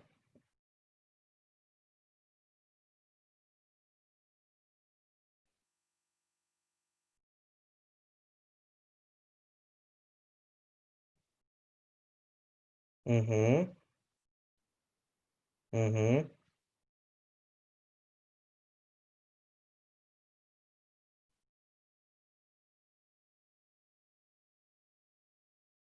Вот еще, если кто-то один напишет, и я сейчас дальше буду развивать эту мысль дальше по презентации. Угу, хорошо. Спасибо большое. Да, все ответы, в принципе, правильные. Разберем, как выглядит вообще, в принципе, рекламный аккаунт и зачем мы это разбираем. Вот, собственно, да, для вас понятная структура, что есть один аккаунт, в нем может быть несколько компаний, в компании может быть несколько групп объявлений, а в свою очередь, ну, это если мы берем поиск, ну, в принципе, от типа рекламных кампаний оно плюс-минус то же самое похоже. А вместо ключей только будет какой-то метод таргетинга. В общем, то есть, да, в одной группе объявлений могут быть несколько ключей, от одного там до 20, как правило, ну, здравая там это до 10, там вообще объявления, то есть 2-3 варианта объявлений, как правило, 2 развернутых, одно адаптивное. И таких групп объявлений может быть несколько компаний. И теперь, собственно, зачем я это все вам показал. Золотое правило, что одна рекламная кампания должна иметь одну конкретную цель. То есть с информацией, которую вы получили по поводу воронок продаж, вам должно быть это все более уже стать понятно. То есть у каких-то рекламных кампаний на этапах воронки с ситом, с инком, ну и опять же, в зависимости от того, какую воронку вы будете использовать, какую вы нарисуете, вы можете свою, в принципе, создавать. В общем, в зависимости от целей воронки, да, рекламная цель может отличаться. Именно поэтому нужно и запросы разделять. То есть в лекциях к курсу, тут у нас да, большинство это действующие бывшие студенты в Promo Experts, в лекциях к курсу я рассказывал да, о классификации семантики, какая она бывает. То есть есть очень много вариантов, и, собственно, основная группировка это, допустим, да, транзакционные запросы вынести в отдельные компании всегда. То есть, опять же, и тогда одна компания с одной товарной категорией, может быть, да. Если сайт очень большой, то тогда, конечно же, можно, ну, в некоторых случаях и подкатегории в одну компанию тулить. То есть количество компаний, собственно, в рекламном аккаунте, то есть на чем это? Сейчас я потерял ход мысли. То есть количество компаний должно быть комфортным для управления, поэтому если сайт небольшой, то там можно поиграться и гиперсегментировать, то есть бывает такое, что в одной компании там 2-3 группы объявлений. Если сайт очень большой, то, соответственно, большое количество компаний делает аккаунт неудобным в управлении. Соответственно, вы должны где-то оптимизировать пространство в аккаунте, где-то это все. Но, тем не менее, при этом, при всем, вы должны четко понимать, что у одной рекламной кампании всегда должна быть одна цель. То есть это может быть какая-то макроконверсия, микроконверсия. Существуют наборы целей в рекламных кампаниях. Собственно, да, вы можете создать в Google Ads наборы конверсий и сразу назначать на уровне компаний, то есть на поисковых и на контекстно-медийных компаниях вы можете задавать цель. То есть, соответственно, в отчетах будет достижение именно конкретной цели фиксироваться. Но при этом, допустим, цели нельзя назначать на уровне там, умных компаний, на уровне торговых компаний, видеокомпаний и так далее. То есть поиск КМС.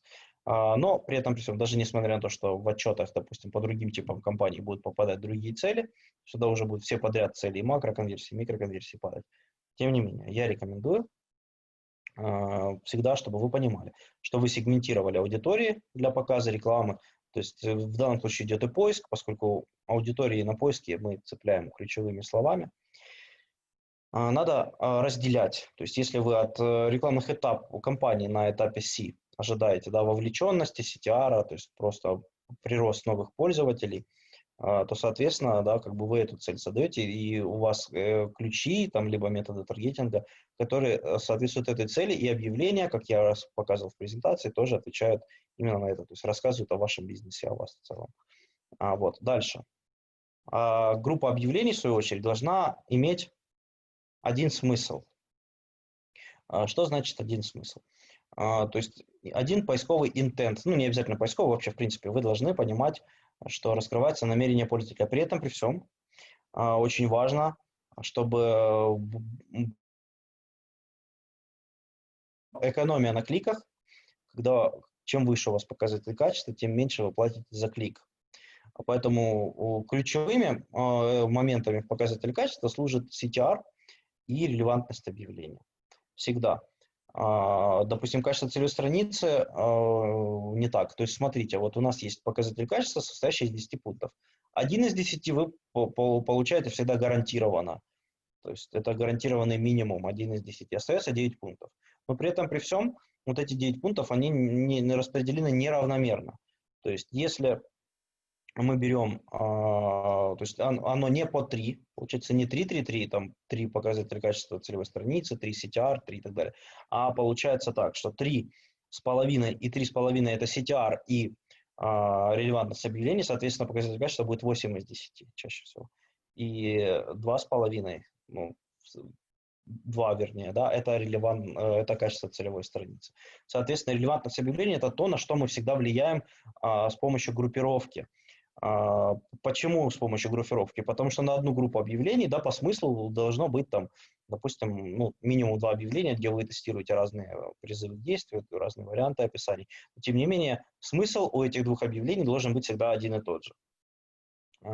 Плюс можно адаптивное добавить, оно, как правило, хорошо подтягивает CTR именно, то есть по наблюдениям по многим исследованиям специалистов, то, что адаптивные поисковые объявления, они всегда гарантированно имеют более высокий CTR, чем развернутые, но при этом не всегда они конвертят лучше, кстати, что интересно.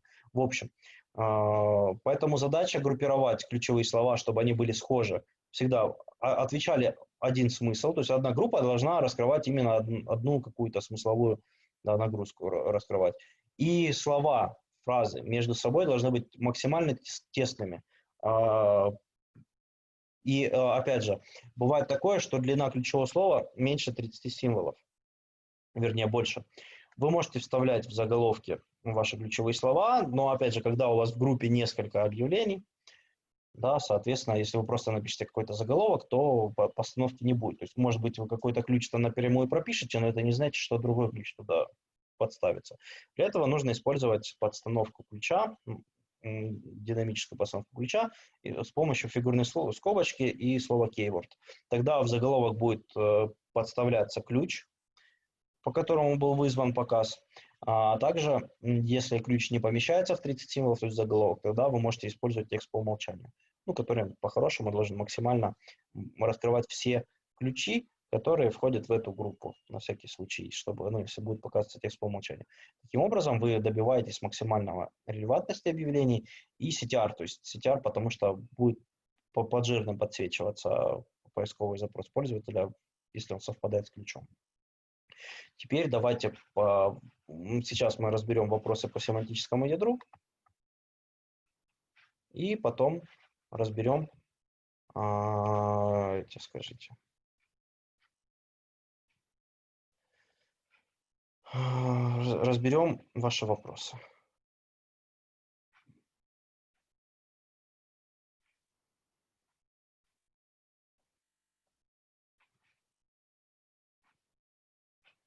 Если есть у вас вопросы, конечно же.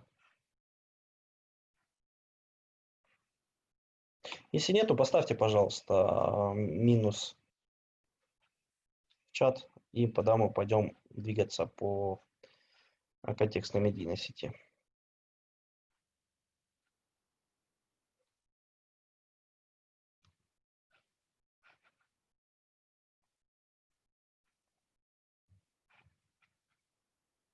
Угу.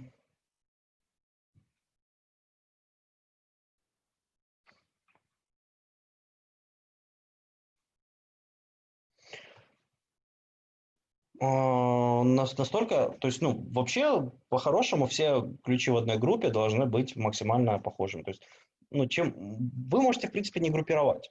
Я часто видел аккаунты, где не группируют, и часть ключей имеет высокие показатели качества, но, опять же, это работа, которую вы делаете на старте, которая направлена на то, чтобы вы сразу тратили как можно меньше денег. Во-первых, вы когда собираете семантику, вы собираете минус слова для того, чтобы не было показов по нерелевантным поисковым запросам. И плюс вот группировка семантики позволяет вам сразу получить, насколько возможно, показатель качества, если вы подойдете. Поэтому максимально детально, то есть вот так вот. И еще один момент по поводу группировки. Не всегда вы с первого раза нормально разгруппируете. То есть все равно бывает такое, что, вот, допустим, в группе объявлений 5 ключей находится. Из них у 3 ключей все ок, хороший показатель качества, то, допустим, выше 8 там, или выше, ну, выше 6 считается хорошим. А у 2 не очень. Соответственно, логично эти ключи из этой группы вынести в отдельные и под них переписать объявление для того, чтобы поднять релевантность, либо CTR. Но CTR мы можем поднять еще, допустим, добавив какие-то призывы к действию, либо же написав по поводу этому, ну, то есть добавить всякие специальные символы. Вот как-то так. Поэтому, да, обязательно нужно разбивать, насколько возможно, детально. Раньше была популярна структура SCA, SCAC, один ключ, одна группа, я много раз об этом рассказывал на вебинарах. В общем, в чем прикол, то, что тогда писался под каждый ключ, была одна группа объявлений и писались объявления. То есть это позволяло как раз сделать максимальный показатель качества, но сейчас в этой структуре особо смысла нет, потому что типы соответствия ключевых слов уже работают не так, как раньше. То есть суть была вот как раз в точном соответствии в основном, он тянул всю группу. В общем, точное соответствие уже не такое точное. Есть близкие варианты, и у меня, допустим, вот я сейчас очень детально чищу, есть у меня запрос ключ в точном соответствии школа вокала, а показывается у меня по запросу репетитор вокала и так далее. Google близкие варианты. Мне нужно... А у меня отдельно есть группа репетитор вокала, тоже в точном соответствии, а мне важно именно по этим высокочастотникам вот точечно работать. Соответственно, я их между собой разделяю. Вот. Понятен момент по поводу группировки семантики?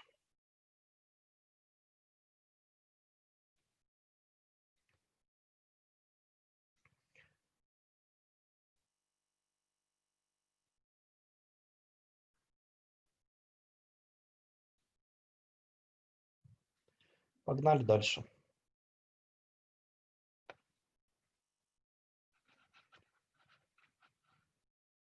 По поводу теперь КМС. Сейчас я тогда перейду в браузер и поговорю по поводу оптимизации бюджета и, собственно, вообще как оптимизировать рекламу, методы эффективных КМС и так далее. Так, в принципе, у нас уже наш вебинар подходит к концу. Значит, и нас вот потом ждет тест. Тест, потому что я так подумал, что просто прослушать вебинар мало. Чтобы закрепить информацию, нужно какое-то тестирование пройти все-таки. Я думаю, вам понравится. В общем, сейчас найдем какую-нибудь... Ну, вот у меня, вот, допустим, крутилась рекламка. Что нам важно в компаниях, да, то есть по поводу воронки, да, мы с вами разобрали, что на разных этапах воронки пользователи ведут себя по-разному, разные у нас ожидания от них, разные таргетинги мы используем и разные. То есть, ну, в любом случае нам важно всегда не сливать. То есть, поэтому, смотрите, важный момент один. В контекстной медийной сети мы всегда обязательно должны разделять приложения. То есть, ну, как минимум, то есть раньше, допустим, еще год назад все специалисты поголовно говорили о том, что надо исключать все мобильные приложения. Сейчас же, в принципе, все понимают, что, ну, а там же аудитория, там же, в принципе, дешевые клики, поэтому важно исключать не все приложения, а определенные, и в том числе, допустим, определенной аудитории. То есть, смотрите, то есть у нас есть вот контекстно-медийная сеть, ключевые слова и таргетинг. И у нас есть категории мобильных приложений. Сейчас найдем. Категории мобильных приложений и категории мобильных приложений исключаемый критерий. Допустим, я пару раз в качестве эксперимента для ремаркетинговых компаний разделял группы объявлений, то есть у меня в одной группе объявлений показывалось в мобильных приложениях, вернее, только в мобильных приложениях, а в другой компании не показывалось. Что мы делаем? Мы давая исключенную категорию мобильных приложений, допустим, на уровне группы объявлений хотим. Выбираем группу объявлений, и вот мы можем либо исключить все приложения, вот All Apps, это делается с помощью редактора Google Ads. Таким образом, мы исключаем показы на мобильных устройствах, конкретно в мобильных приложениях. Но повторюсь, нам важно в первую очередь не показывать рекламу в тех приложениях, где мы гарантированно скликаем бюджет. Чаще всего это игры, поэтому, соответственно, мы можем исключить категорию мобильных приложений. Пишем игры. И вот, собственно, игры. All Apps Google Play. Сейчас еще попробуем. Apple App Store. Что там? И Games. Вот таким вот образом. Мы исключаем показы в играх. Почему в играх? Потому что часто в играх показ рекламы идет взамен на какую-то плюху. То есть, да, допустим, посмотрите рекламу и там получите бонусы, там, валюту внутренней игры и так далее. Это не всегда, то есть не всегда нужно, и как зачастую я вижу просто шлаковые, вообще нерелевантные объявления в таких приложениях, поэтому лучше исключать. И, соответственно, можно делать и наоборот. Вы можете создавать группу объявлений, то есть наиболее эффективные, на мой взгляд, настройки контекстной медийной сети, это в первую очередь, конечно же, ремаркетинг. Но ремаркетинг не абы какой, вы должны, опять же, по поведению пользователя, вот опять же, зная информацию о воронке продаж, как она бывает, то есть вы можете теперь, соответственно, сегментировать аудиторию, допустим, все пользователи минус те, кто посмотрели 3 страницы и более, допустим, и отдельно собрать аудиторию, те, кто посмотрели 3 страницы и более, но не, допустим, не совершили какую-то конверсию и так далее. То есть вы будете сужать аудитории по мере их поведения, по мере того, как да, будет сужаться поворот, и, соответственно, на верхних этапах воронки аудитория будет больше и так далее. То есть, в общем, ремаркетинг – это самый первый по эффективности тип рекламной кампании. Для себя я понял, что нужно разделять. Для своих аккаунтов я разделяю по разным группам объявлениям, разношу мобильные приложения там, и потом просто все устройства, кроме мобильных приложений. То есть, ну, тоже на мобильных устройствах показывается, но на мобильных приложениях нет. Можно, в принципе, сделать так, что вообще разнести, допустим, группу объявлений по десктопам и по этим. Поскольку часто я замечаю, что иногда я потом вижу, в чем просто соль. То, что вам всегда будут доступны отчеты о местах размещения. Переходим в компанию, допустим, вот тот же ремаркетинг. Здесь у меня используется аудитория, неоднократные посетители без конверсии. И, в принципе, оно приносит мне конверсии по средней цене. Дальше мы переходим в места размещения, где показывается ваша реклама. Вот именно в этом аккаунте, по-моему, мобильные приложения тут все подряд. Тут просто аудитория. При этом, а может и нет. В общем. И в дальнейшем, по мере того, как реклама ремаркетинга будет получать показы, клики и эффективность будет меняться, можно создавать в том числе и чистовые кампании ремаркетинга. То есть, когда у меня был один проект, в котором ремаркетинг достаточно бодренько шел, и тогда я выделял отдельную кампанию, и соответственно, у меня были отдельные ставки, отдельные корректировки ставок для определенных мест размещения, для определенных сайтов и для определенной аудитории. То есть это уже чистовой ремаркетинг, и, соответственно, из черновой компании ремаркетинга я исключал эти места размещения. То есть метод альфа-бета компаний тестирования, да, черновые, чистовые, он применим везде, в том числе и в ремаркетинге. То есть, поэтому всегда анализируйте места размещения, когда речь идет об аудиторном таргетинге. То есть, и опять же, можете создавать автоматизированные правила, которые помогут вам оптимизировать рекламный бюджет. Так, сейчас. Угу. Автоматизированные правила. То есть, допустим, исключить место размещения, если у него было больше 10 кликов и CTR больше 4%. Что мы выберем? Так.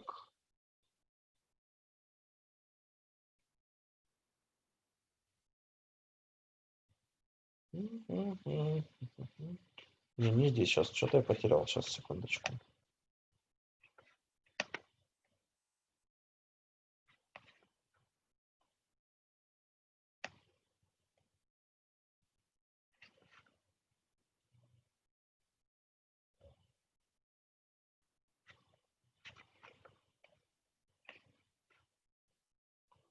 Вот на местах размещения. На уровне места размещения мы, допустим, приостанавливаем показы рекламы в местах размещения в аккаунте, допустим, или в компании какой-то, сеть YouTube и КМС, как ни странно. Частоту мы задаем, допустим, ну, можно какой-то там еженедельно, допустим, по воскресеньям 12 за использование данных, допустим, за последние 7 дней.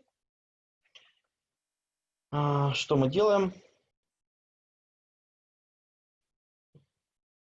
При каждом выполнении этого правила, что мы делаем? Где там было условие? Условия. Вот. В условиях мы, допустим, берем, что кликов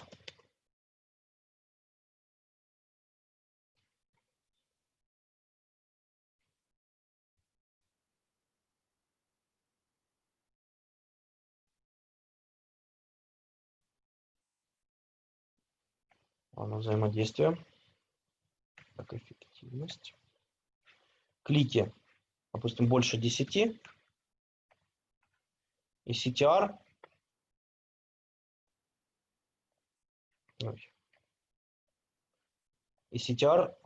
больше 10%. И 4, даже 4 будет достаточно. Вообще для контекстной медийной сети нормальная практика, когда CTR меньше 1%. Соответственно, вы создаете правило, то есть когда приостанавливается площадка, которая скликивает ваш бюджет. Соответственно, вот мы можем задать просмотр сразу же. Ну, сейчас ничего не сработает, но на перспективу, допустим, да. Таким вот образом. Также использовать скрипты, которые приостанавливают автоматически тоже площадки, то есть это вам уже в поиск идти смотреть и скрипты. То есть очень важно работать с местами размещения. И еще какой момент. Очень эффективно у меня показала такая штука, когда я настраиваю компанию на конкретные места размещения. То есть, допустим, мы при создании компании, нам это доступно именно при создании компании, мы можем создать, давайте сейчас покажу.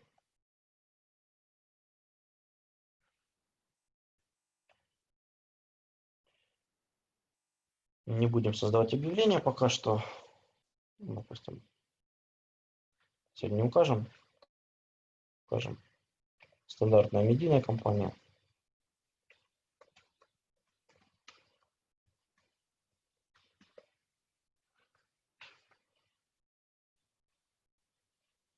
Продолжаем. И что, какие важные моменты по первичным настройкам контекстной медийности. Опять же, да, у вас по-хорошему, перед тем, как вы начнете что-то настраивать, у вас должны быть, да, как-то расписаны ваши шаги по воронке. Так.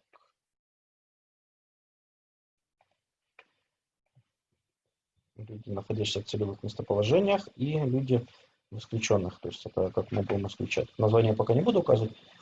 Основную цель, но опять же, да, то есть вы тоже можете тут выбирать цель на рекламной кампании, именно цель для оптимизации, для автоматизации, вернее. Ну, можно назначение заклик вручную, допустим, ну и без модификатора. Ну, потом по мере можно вставлять. Выбираете бюджет. Очень важно дополнительные настройки не провтыкать.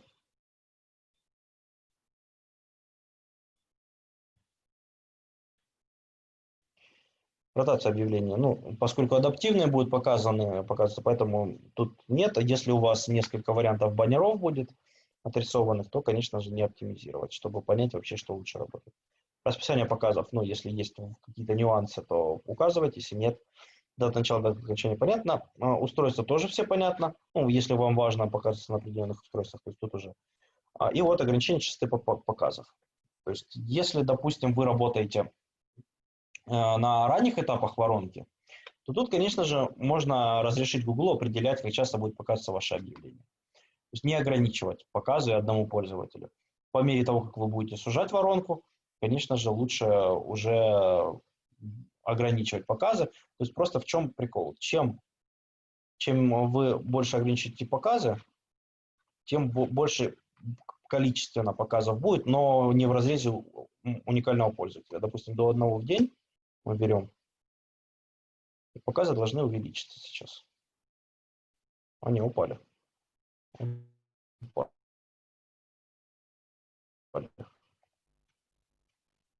При этом охваты будут расти, допустим, до 10 в день. Да, в общем, поэтому, допустим, на ремаркетинговых компаниях, которые уже возвращают горячих пользователей, там можно, чтобы не задалбывать пользователя, поставить ему 2-3 в день на компанию, либо на группу объявлений. А в начале этапах, то есть так вот, то есть это опять же вас ограничивает от слива бюджета. Так, ну конверсии вот, собственно, то, о чем я говорил. Можем назначать действие конверсии для компании. Тут только такие вот макроконверсии. Посвященный контент, ну, тоже есть нюансы. Вот уже, к сожалению, неудобно, но, допустим, если есть нюансы, то есть, ну, припаркованные домены я чаще всего исключаю. Нижняя часть страницы тоже исключаю. Там, как правило, CTR никакущий. Ну, и не всегда туда просто доскролливают. Хотя, опять же, эта оптимизация не всегда эффективна, поскольку многие веб-мастера умеют это обходить, владельцы сайтов. Ну и если вы не хотите, чтобы ваше объявления показывались таким с деликатным контентом, то тоже исключаем. И смотрите, то есть у нас по умолчанию всегда аудиторный таргетинг, и вот тут плюс таргетинг контекстной медийной сети, места размещения. Здесь мы начинаем искать сайты. То есть это достаточно ручная работа. То есть можно вбить для начала свой домен, посмотреть, что предложит нам Google. Что там по веб-сайтам? Ничего. Что там кого-то? Ничего. Есть видео в YouTube. Ну, что-то не очень. Ну, в общем, тогда можно взять просто санаторий, допустим.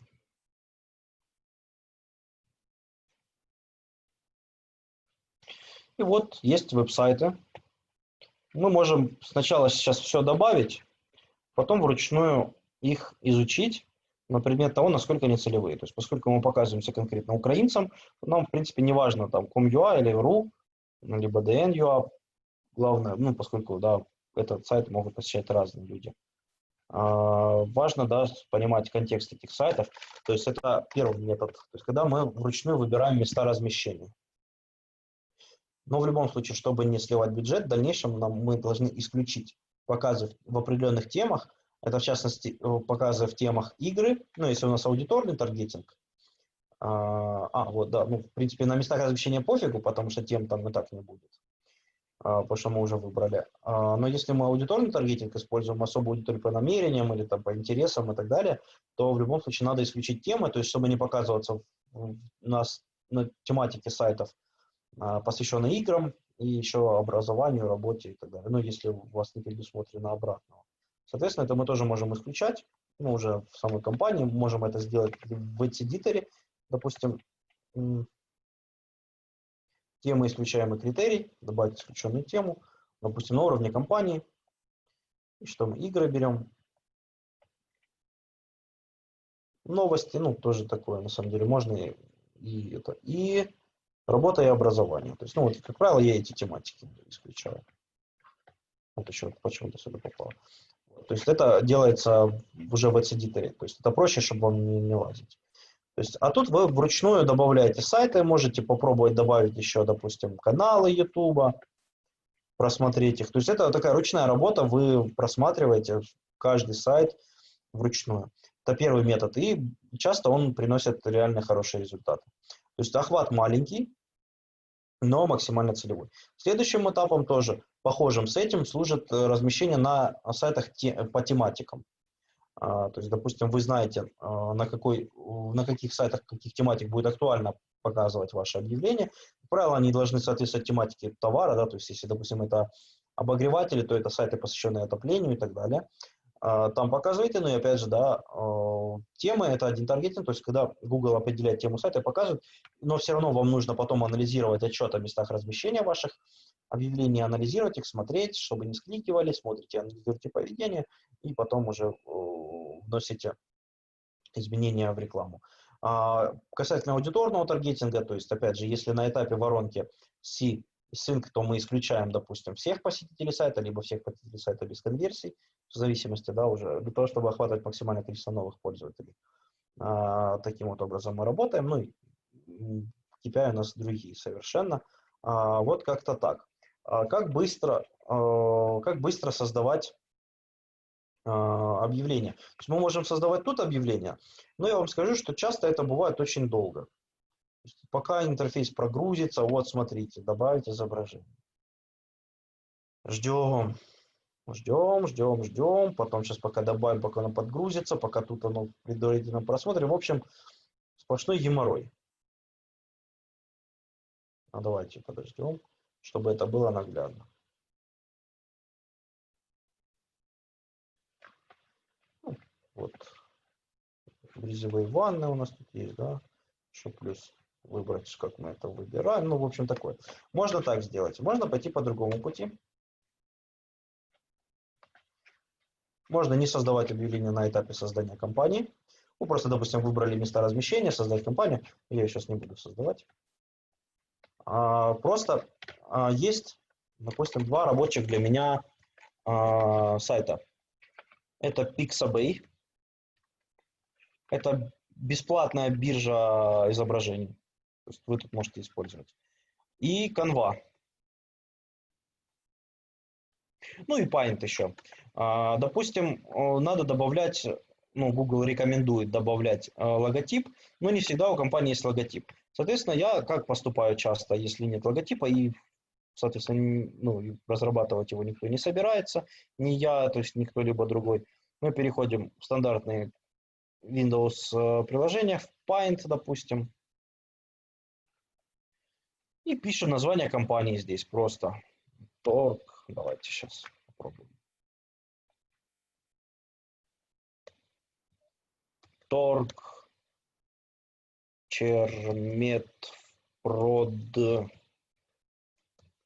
Ресурс. Инвест. ЛТД. Пускай будет так вот. Тут так вот мы делаем.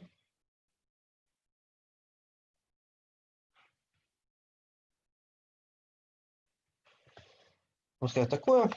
И потом мы просто сохраняем в нужных пропорциях. То есть сейчас, секундочку.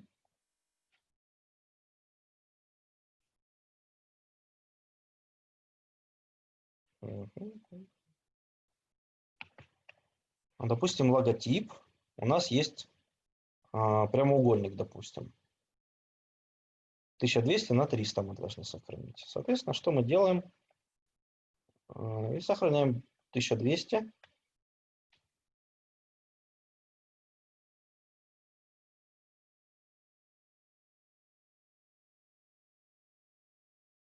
На 300.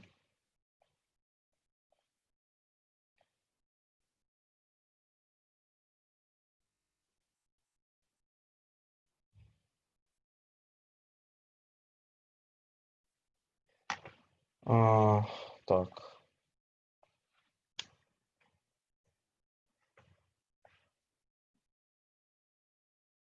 И вот сохраняем. Таким образом, потом можем сохранить в качестве квадрата. И потом нам, смотрите, мы вот переходим, скачиваем на планировщик, на Google Ads Editor, объявления, находим адаптивные медийные объявления, добавляем. И вот тут мы пишем заголовки, описание. Смотрите, тут нам доступно до 5 описаний. Логотип тут загружаем сразу же, можем отсюда, либо вот загрузить там откуда-то и так далее. И то же самое с изображениями, то же самое с видосиком. То есть намного быстрее тут создавать. Брать картинки для креатива, то есть, да, можно на Pixabay, вводите какое-то там слово, вот лесник, искали когда-то песни мы с друзьями, да, что у нас есть лесники, вот, выбрали какую-то, допустим, да, у нас какая-то тематика такая. В Canva мы можем, в принципе, тоже чуть-чуть поработать, создать какой-нибудь дизайн интересный.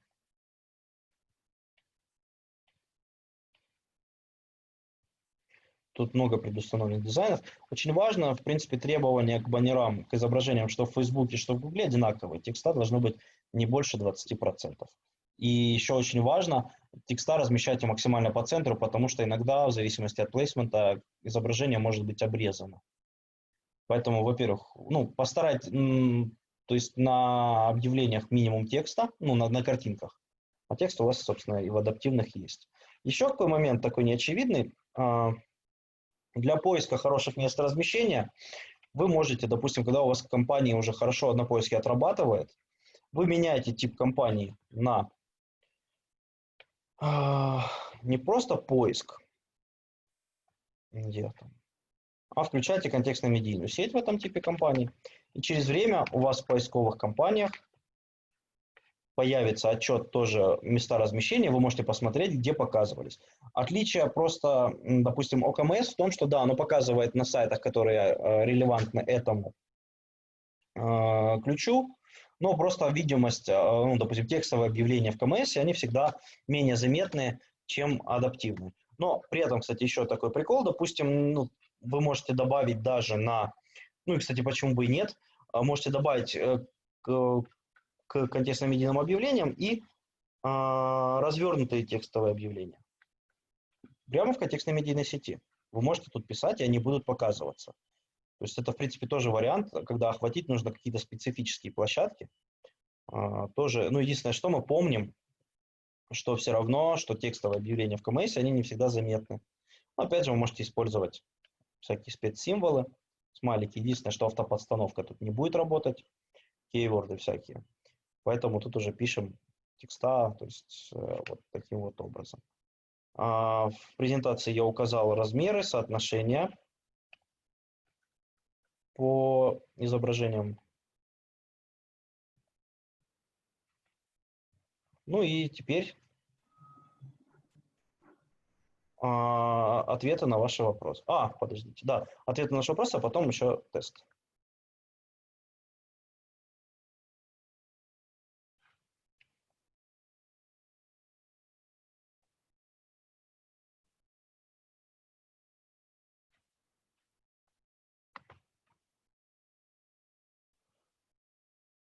И так. Смотрите, Светлана. То есть в Google Analytics обязательно настраивать конверсии, чтобы вы понимали. Просто в Google Analytics вы же можете оценивать не только рекламу, но и другие источники трафика. Поэтому в Google Analytics всегда обязательно настраивать конверсии. При этом, при всем, вам не обязательно импортировать из Google Analytics конверсии в рекламный кабинет. Если есть возможность, всегда лучше создать тег конверсии в Google рекламе.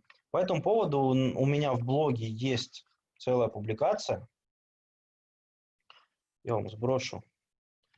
Там у нас даже в комментариях заруба была интересная со специалистами. В целом мы пришли к тому, что все-таки желательно. Вот. Собственно, статья так и называется «Почему импорт конверсий из Google Analytics в Google Ads неэффективен и как, собственно, в конце показано, как их настраивать». То есть можно передавать ценность конверсии и так далее. То есть, да, это самая такая комментируемая публикация на данный момент в моем блоге. Сейчас я вам отправлю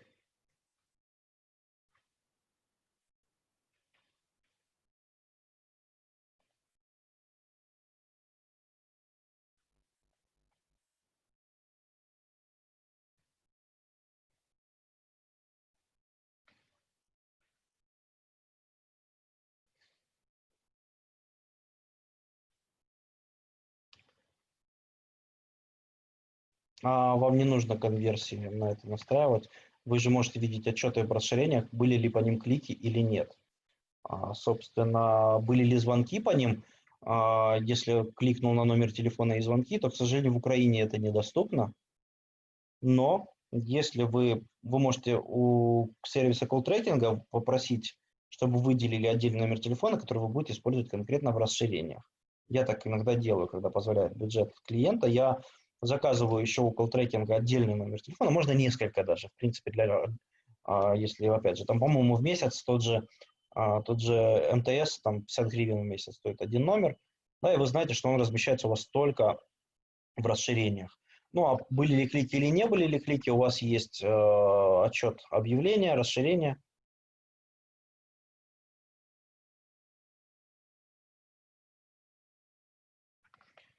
И вы можете видеть вызов.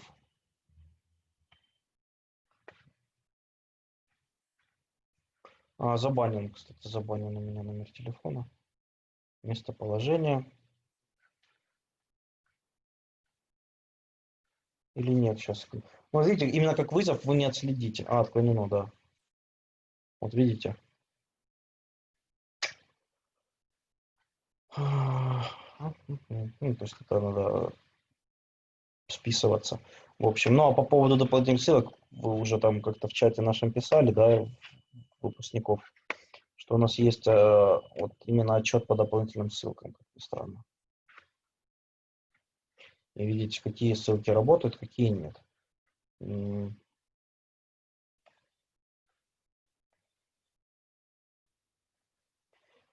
Отчет расширения, вот как раз вы открываете этот отчет, и вы видите, сейчас, вы переходите в рекламный аккаунт, у вас есть расширение, и вот, ну, самое эффективное, то есть сколько всего было кликов.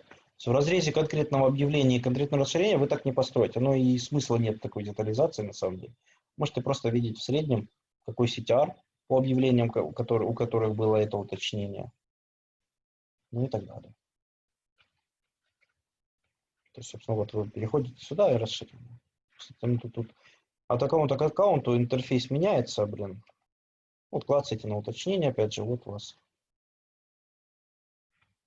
Тут вы можете смотреть, на какое уточнение чаще клацали. Конверсии были ли или не были. Видите, коэффициент конверсии, количество конверсий, стоимость конверсии. Соответственно, мы можем это сортировать. И что много конверсий было по показу объявления, где присутствовало расширение с детского меню, с детской площадкой. Самая дешевая конверсия, допустим, по аниматорам. Нет, по шведскому столу. Ну, хотя количественно их мало, но показов и кликов тоже количественно мало в основном. Ну, то есть, главное, чтобы нам набралось. Ну, вот как-то так. То есть, тут вы анализируете.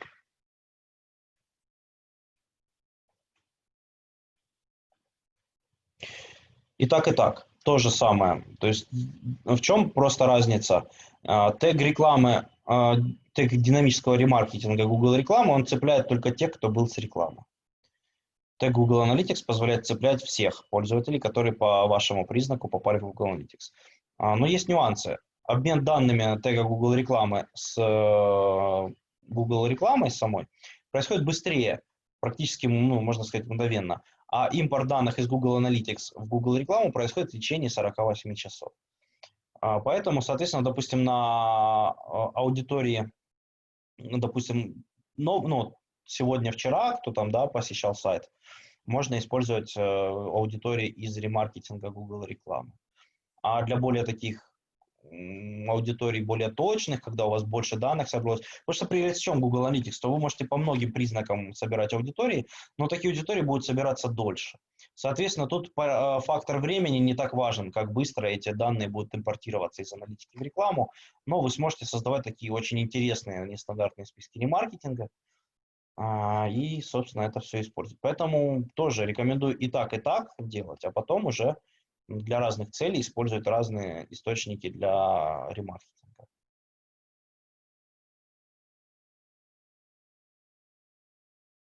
Ну и то же самое относительно динамического ремаркетинга. кстати, у меня на подходе будет публикация по поводу настройки динамического ремаркетинга и электронной торговли для сайтов на WordPress. Там достаточно все просто делается. Я скоро настрою. Еще есть вопросы, коллеги?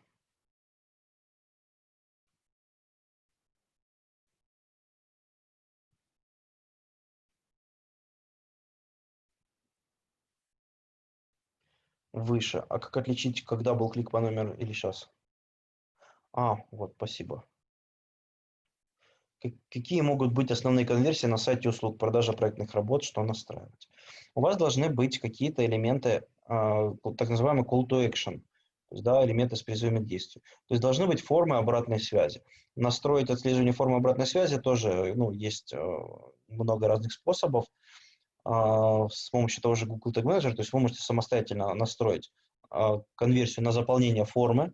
Это самое простое, что вы можете сделать.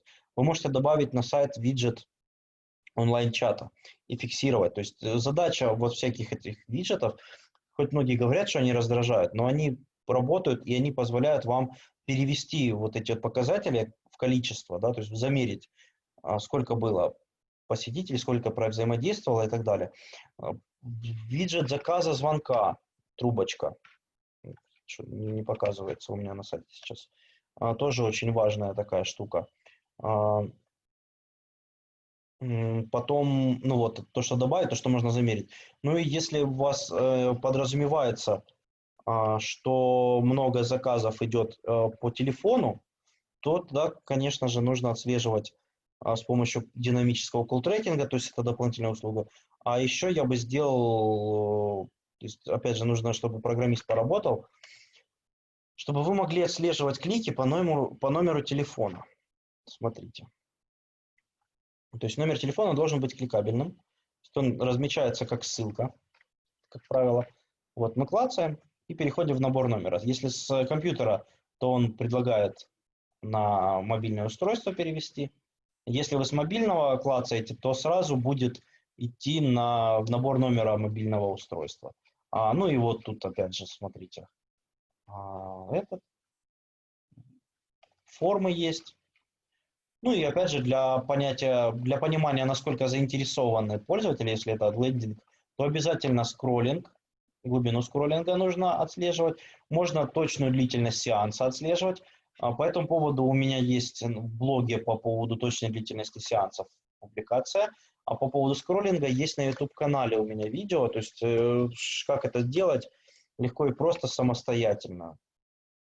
Могу скинуть, можете сами найти. То есть, как вам удобнее будет.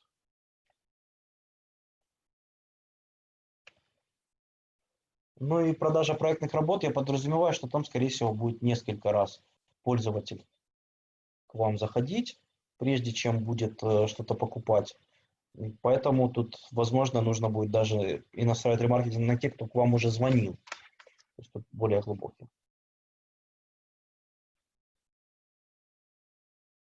Если таким образом у вас идет взаимодействие, то есть посмотрели номер телефона и звонят, тогда заказывать динамический колл-трекинг, то есть это платная услуга, она подменяет номер телефона пользователям, то есть находящимся одновременно на сайте, разным пользователям будет показан разный номер телефона, и система передает событие звонка в вашу систему аналитики. Соответственно, вы будете видеть, сколько человек зашло и сколько позвонило. И, соответственно, видеть в отчетах, с какого источника трафика зашел. Ну и строить вообще модели поведения, то есть сколько человек раз заходил на сайт и так далее. Ну и проектное строительство все-таки, да, это ниша, подразумевающая очень долгий цикл принятия решения о покупке. Поэтому тут как раз, да, реально вот воронку продаж вот нужно внедрять от и до. То есть, потому что на этапе просто поиска, там, заказать там, проектную документацию или еще что-нибудь будет достаточно ограничено в трафике, и конкуренция там, скорее всего, высокая. Если в аккаунте несколько сайтов, как отличить аудиторию, созданные автоматически рекламой? В одном аккаунте должен быть один сайт, я вам так скажу. То есть никто вам не запрещает в одном аккаунте рекламировать несколько, но тем не менее, один аккаунт, один сайт. А для того, чтобы было проще вам, вы можете просто создавать, допустим, не обязательно вам создавать управляющий аккаунт. Вот вы залогинились, и вот тут вы можете создать новый аккаунт. И у вас под этой электронной почтой может быть создано несколько рекламных аккаунтов. Соответственно, один аккаунт, один сайт, одна аналитика, один аккаунт, один сайт, ну и так далее. То есть данные не будут меняться, путаться и так далее. А если вы несколько сайтов с одного рекламного кабинета рекламируете, то да, вы в аудиториях потеряетесь, ну, либо вам нужно связывать оба аккаунта аналитики с одним рекламным кабинетом, и когда вы будете создавать аудитории в Google Analytics, по-хорошему, конечно же, их назвать, то есть в скобочках написать, с какого это сайта. А аудитории, созданные автоматически, я редко использую, потому что я не понимаю принципа создания этих аудиторий и насколько они хороши.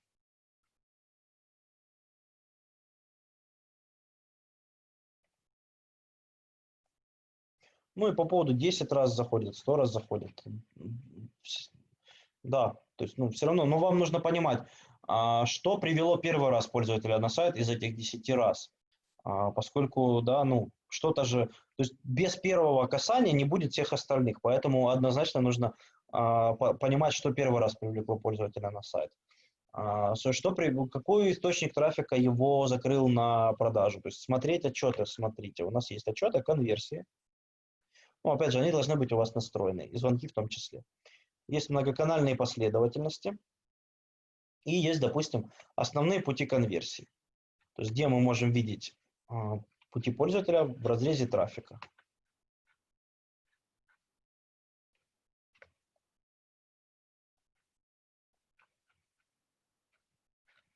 Вот мы смотрим, что много источников начиналось с рекламы, а потом были прямые заходы на сайт. Но тут ничего страшного. Тут мы вот эти вот конверсии, если бы мы импортировали их из аналитики рекламы, мы их увидим. А, допустим, конверсии, которые были более сложные пути, то есть вот это мы видим именно, сколько раз вот таким вот путем были достигнуты конверсии, на какую ценность, кстати, опять же. Смотрите, есть вот 3 раза с рекламы, 2 раза прямо зашли, потом с рекламы. Мы можем, в принципе, посмотреть в разрезе группы объявлений, да, понять вообще.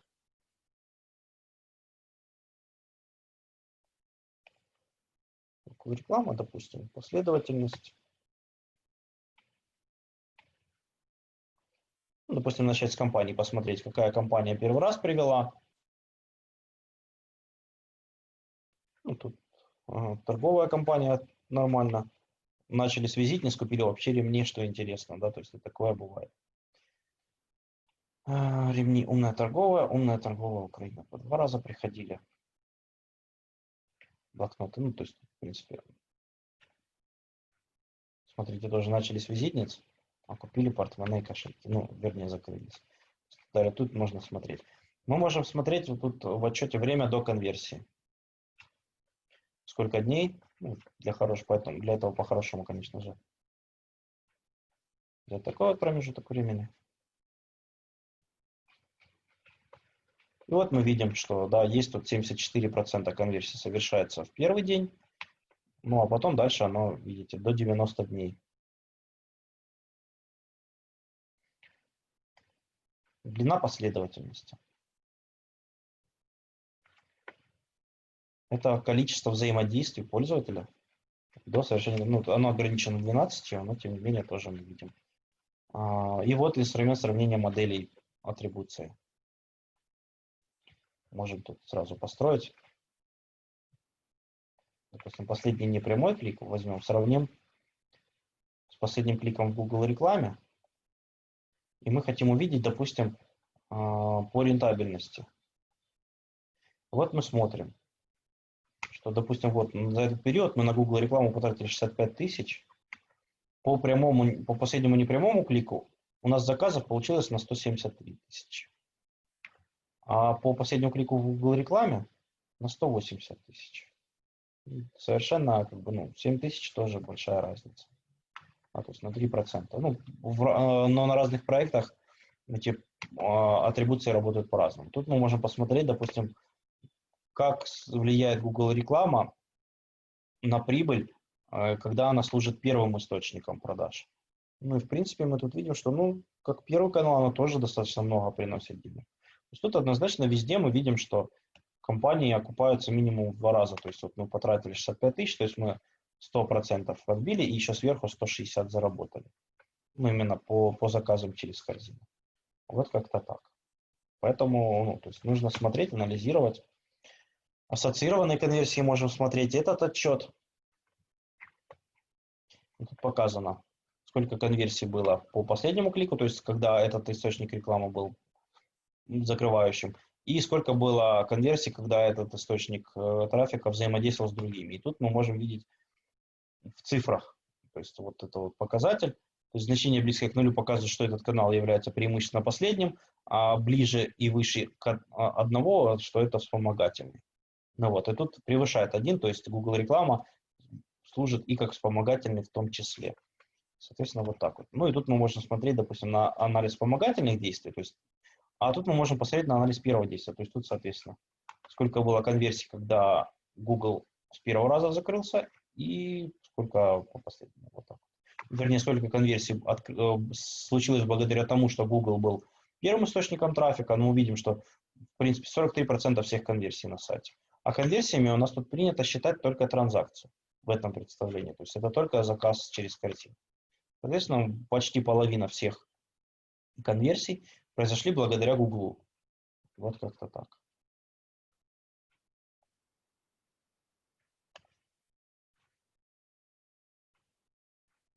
Это что ж такое?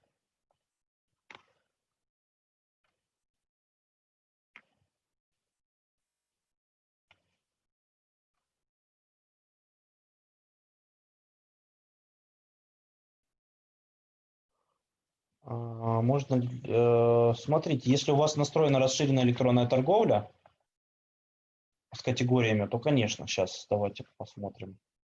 Возьмем тестовый аккаунт. Единственное, что когда вы сегментируете трафик, там иногда отчеты начинают брехать. Сейчас давайте возьмем демо-аккаунт Гугла.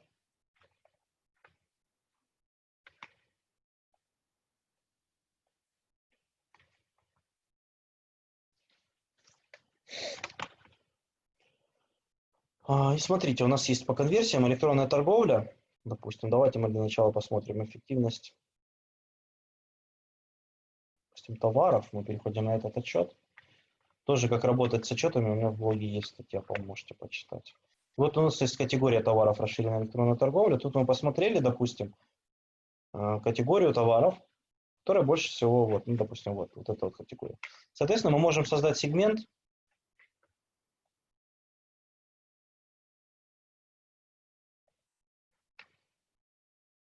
Категория товаров содержит, вот, допустим, аппарель.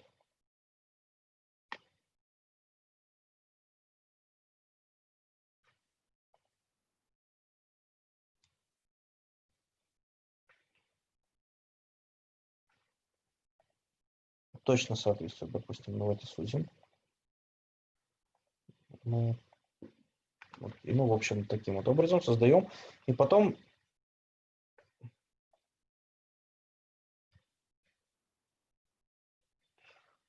странно, ну, можно изменить. Ну, то есть вот тут, это делается вот тут, и вы можете потом посмотреть вот под этим углом уже категории, ну, в разрезе категории.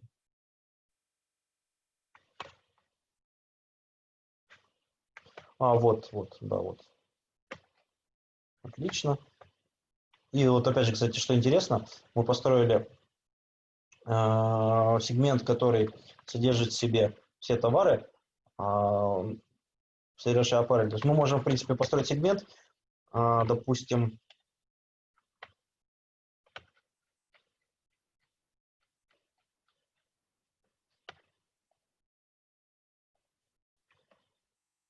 там, где добавлялись товары в корзину, из этой категории товаров, видите, 376. И благодаря этому сегменту мы можем посмотреть, ну, это, в принципе, самая популярная категория товаров на этом сайте, как мы уже определили. Мы можем увидеть, что еще, кроме этих товаров, мы видим, что ничего. Вернее, продукт, давайте посмотрим.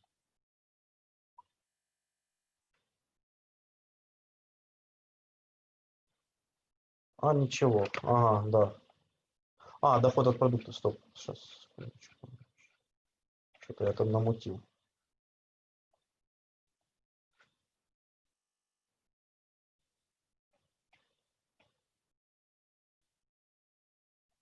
Ну да, любое действие давайте сделаем.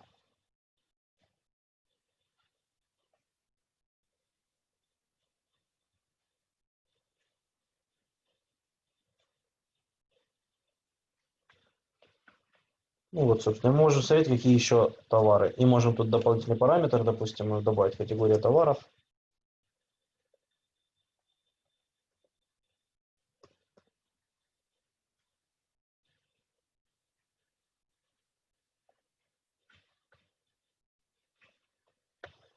Ну, то есть мы можем увидеть, какие еще категории товаров люди покупают вместе с этой. То есть тут мы, да, отсортировали по доходу от продукта. Ну, для этого должна быть настроена расширенная электронная торговля у вас обязательно, причем корректно. Допустим, еще исключить именно в этом отчете. Давайте посмотрим, что же получалось. И вот то, что люди покупали вместе с товарами этой категории, мы можем узнать. Вот именно в аналитике. Естественно, это очень важные данные для того, чтобы, возможно, опять же, на этапе Kia людям показывать объявления с предложением купить вот эту хрень тем, кто купил товары из этой категории. Вот, собственно, одна из стратегий ремаркетинга эффективного. Так.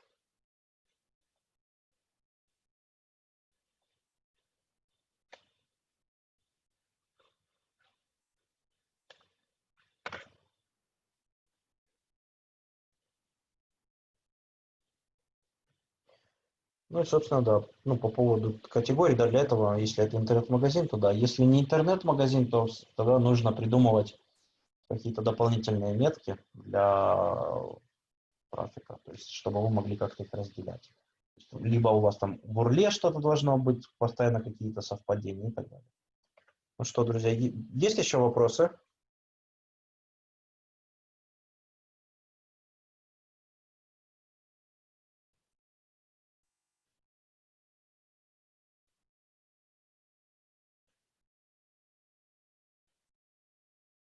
Ну тогда это хорошо, что нет вопросов. Ну давайте тогда сделаем такой. Насколько у вас хорошо закрепился сегодняшний материал, предлагаю пройти тест. А тот, кто победит, то есть это, грубо говоря, конкурс, кто победит, тот получит от меня бесплатную консультацию часовую. Вот ссылка на тест. А вот вам пароль, чтобы войти в тест. Я останавливаю демонстрацию экрана.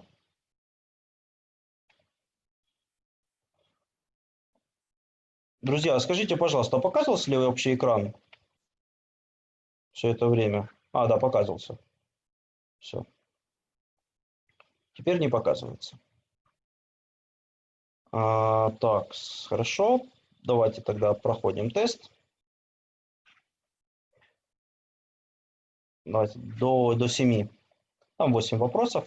Вопросы, которые посвящены этой теме, которую мы сегодня с вами просмотрели.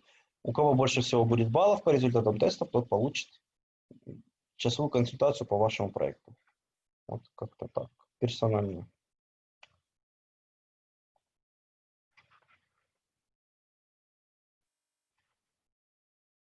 Оп, уже так.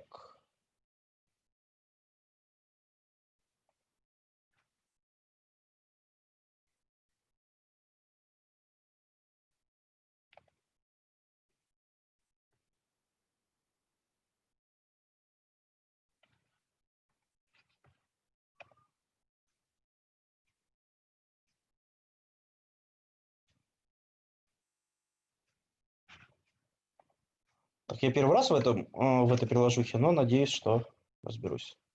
Там 8 вопросов я сделал.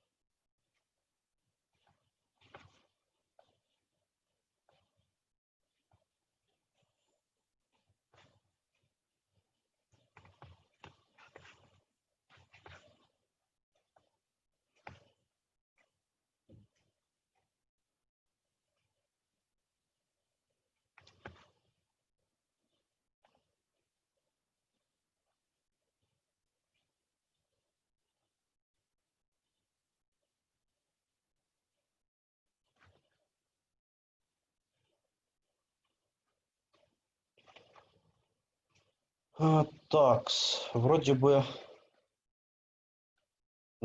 все. Ага, вот Руслан заканчивает в процессе. И Светлана еще пару вопросов осталось. Ну, уже у нас явный лидер есть.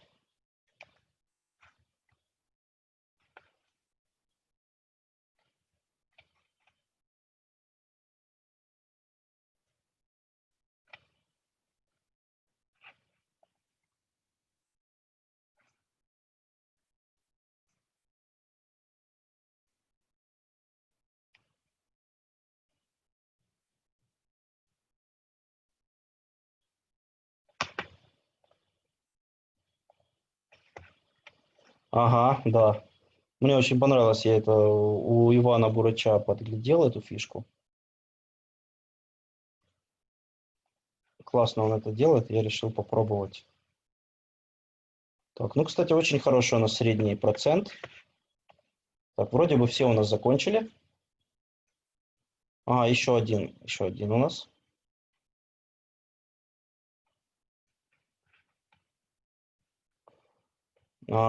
Наибольшее количество проблем у нас возникло с вопросом, на каком этапе реклама наиболее рентабельная.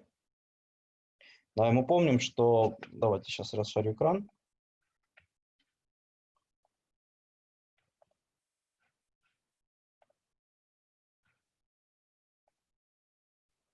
Вот, экран пошел. Значит, презентация. Сейчас мы вернемся. Я вам именно слайд напомню по тому, насколько эффективно работает реклама в зависимости от этапа воронки. Сейчас, секундочку.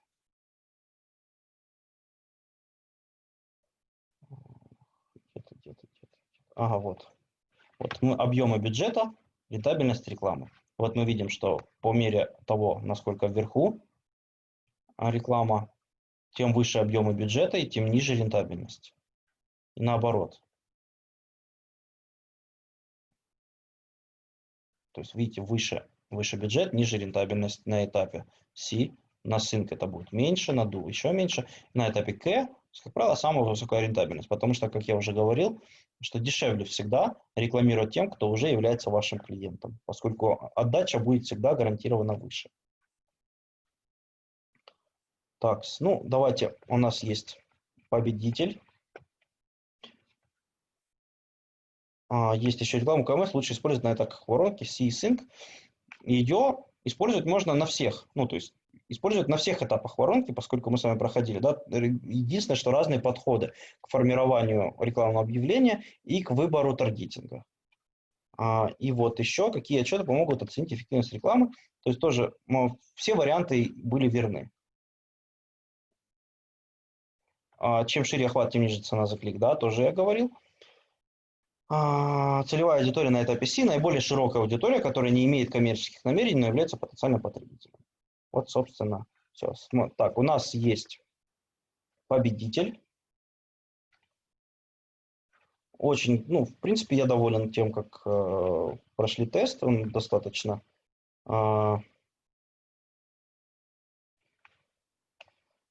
хорошо усвоили, 75%. Максим и Руслан у нас в лидерах. А как бы мне понять по баллам? Сейчас, секундочку. Там у нас есть баллы просто еще.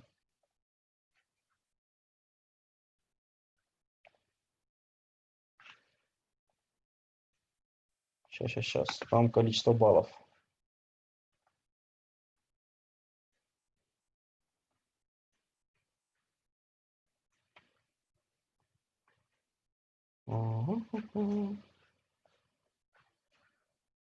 Или, может, я баллы не настроил, может быть, мой косяк.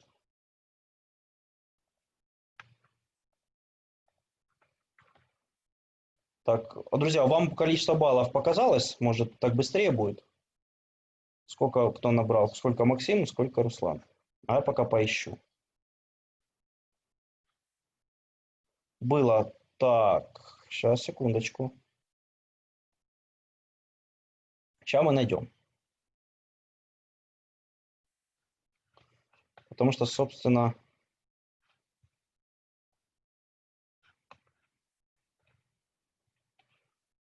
Да, вот тут лидерборд.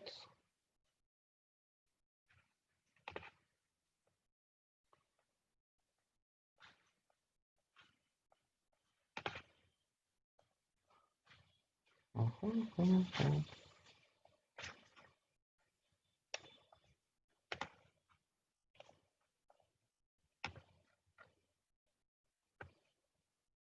Бросайте скрины. У вас может быть больше баллов, потому что там бывает такое, что вы быстрее отвечаете правильно. Ну, соответственно, не обязательно, чтобы было больше правильных ответов. Ну, то есть приложение такое коварное. То есть у вас могут быть не все правильные ответы, но при этом, при всем, если у вас больше всего баллов, то вы победитель. Поэтому кидайте, у кого больше. Я пока сейчас поищу все-таки.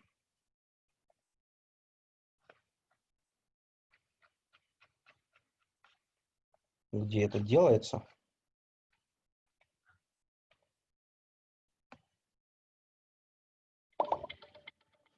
Не оно. Сейчас back to activity list давайте посмотрим. Сейчас, может, тут я смогу найти.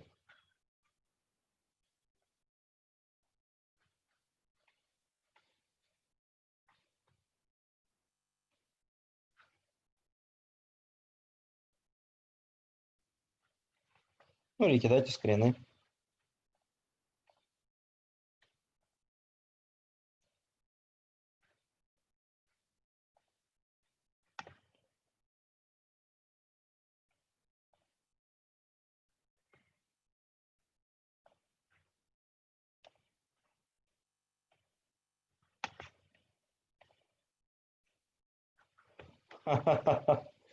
Photoshop.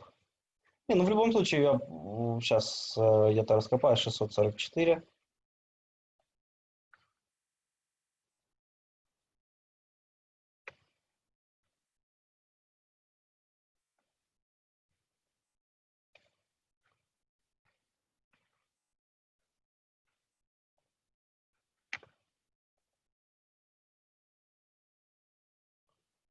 Тысяча 161 у Максима. Ну, Руслан, сколько у вас баллов?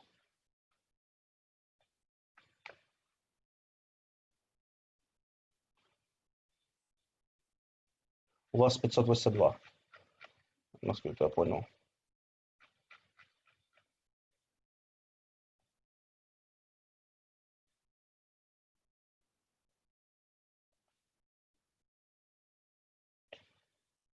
У меня почему-то не... Ох уж этот девайс. Ладно, я с ним постараюсь разобраться. Он должен был... Ну, в общем, я так подозреваю, что победитель у нас Максим.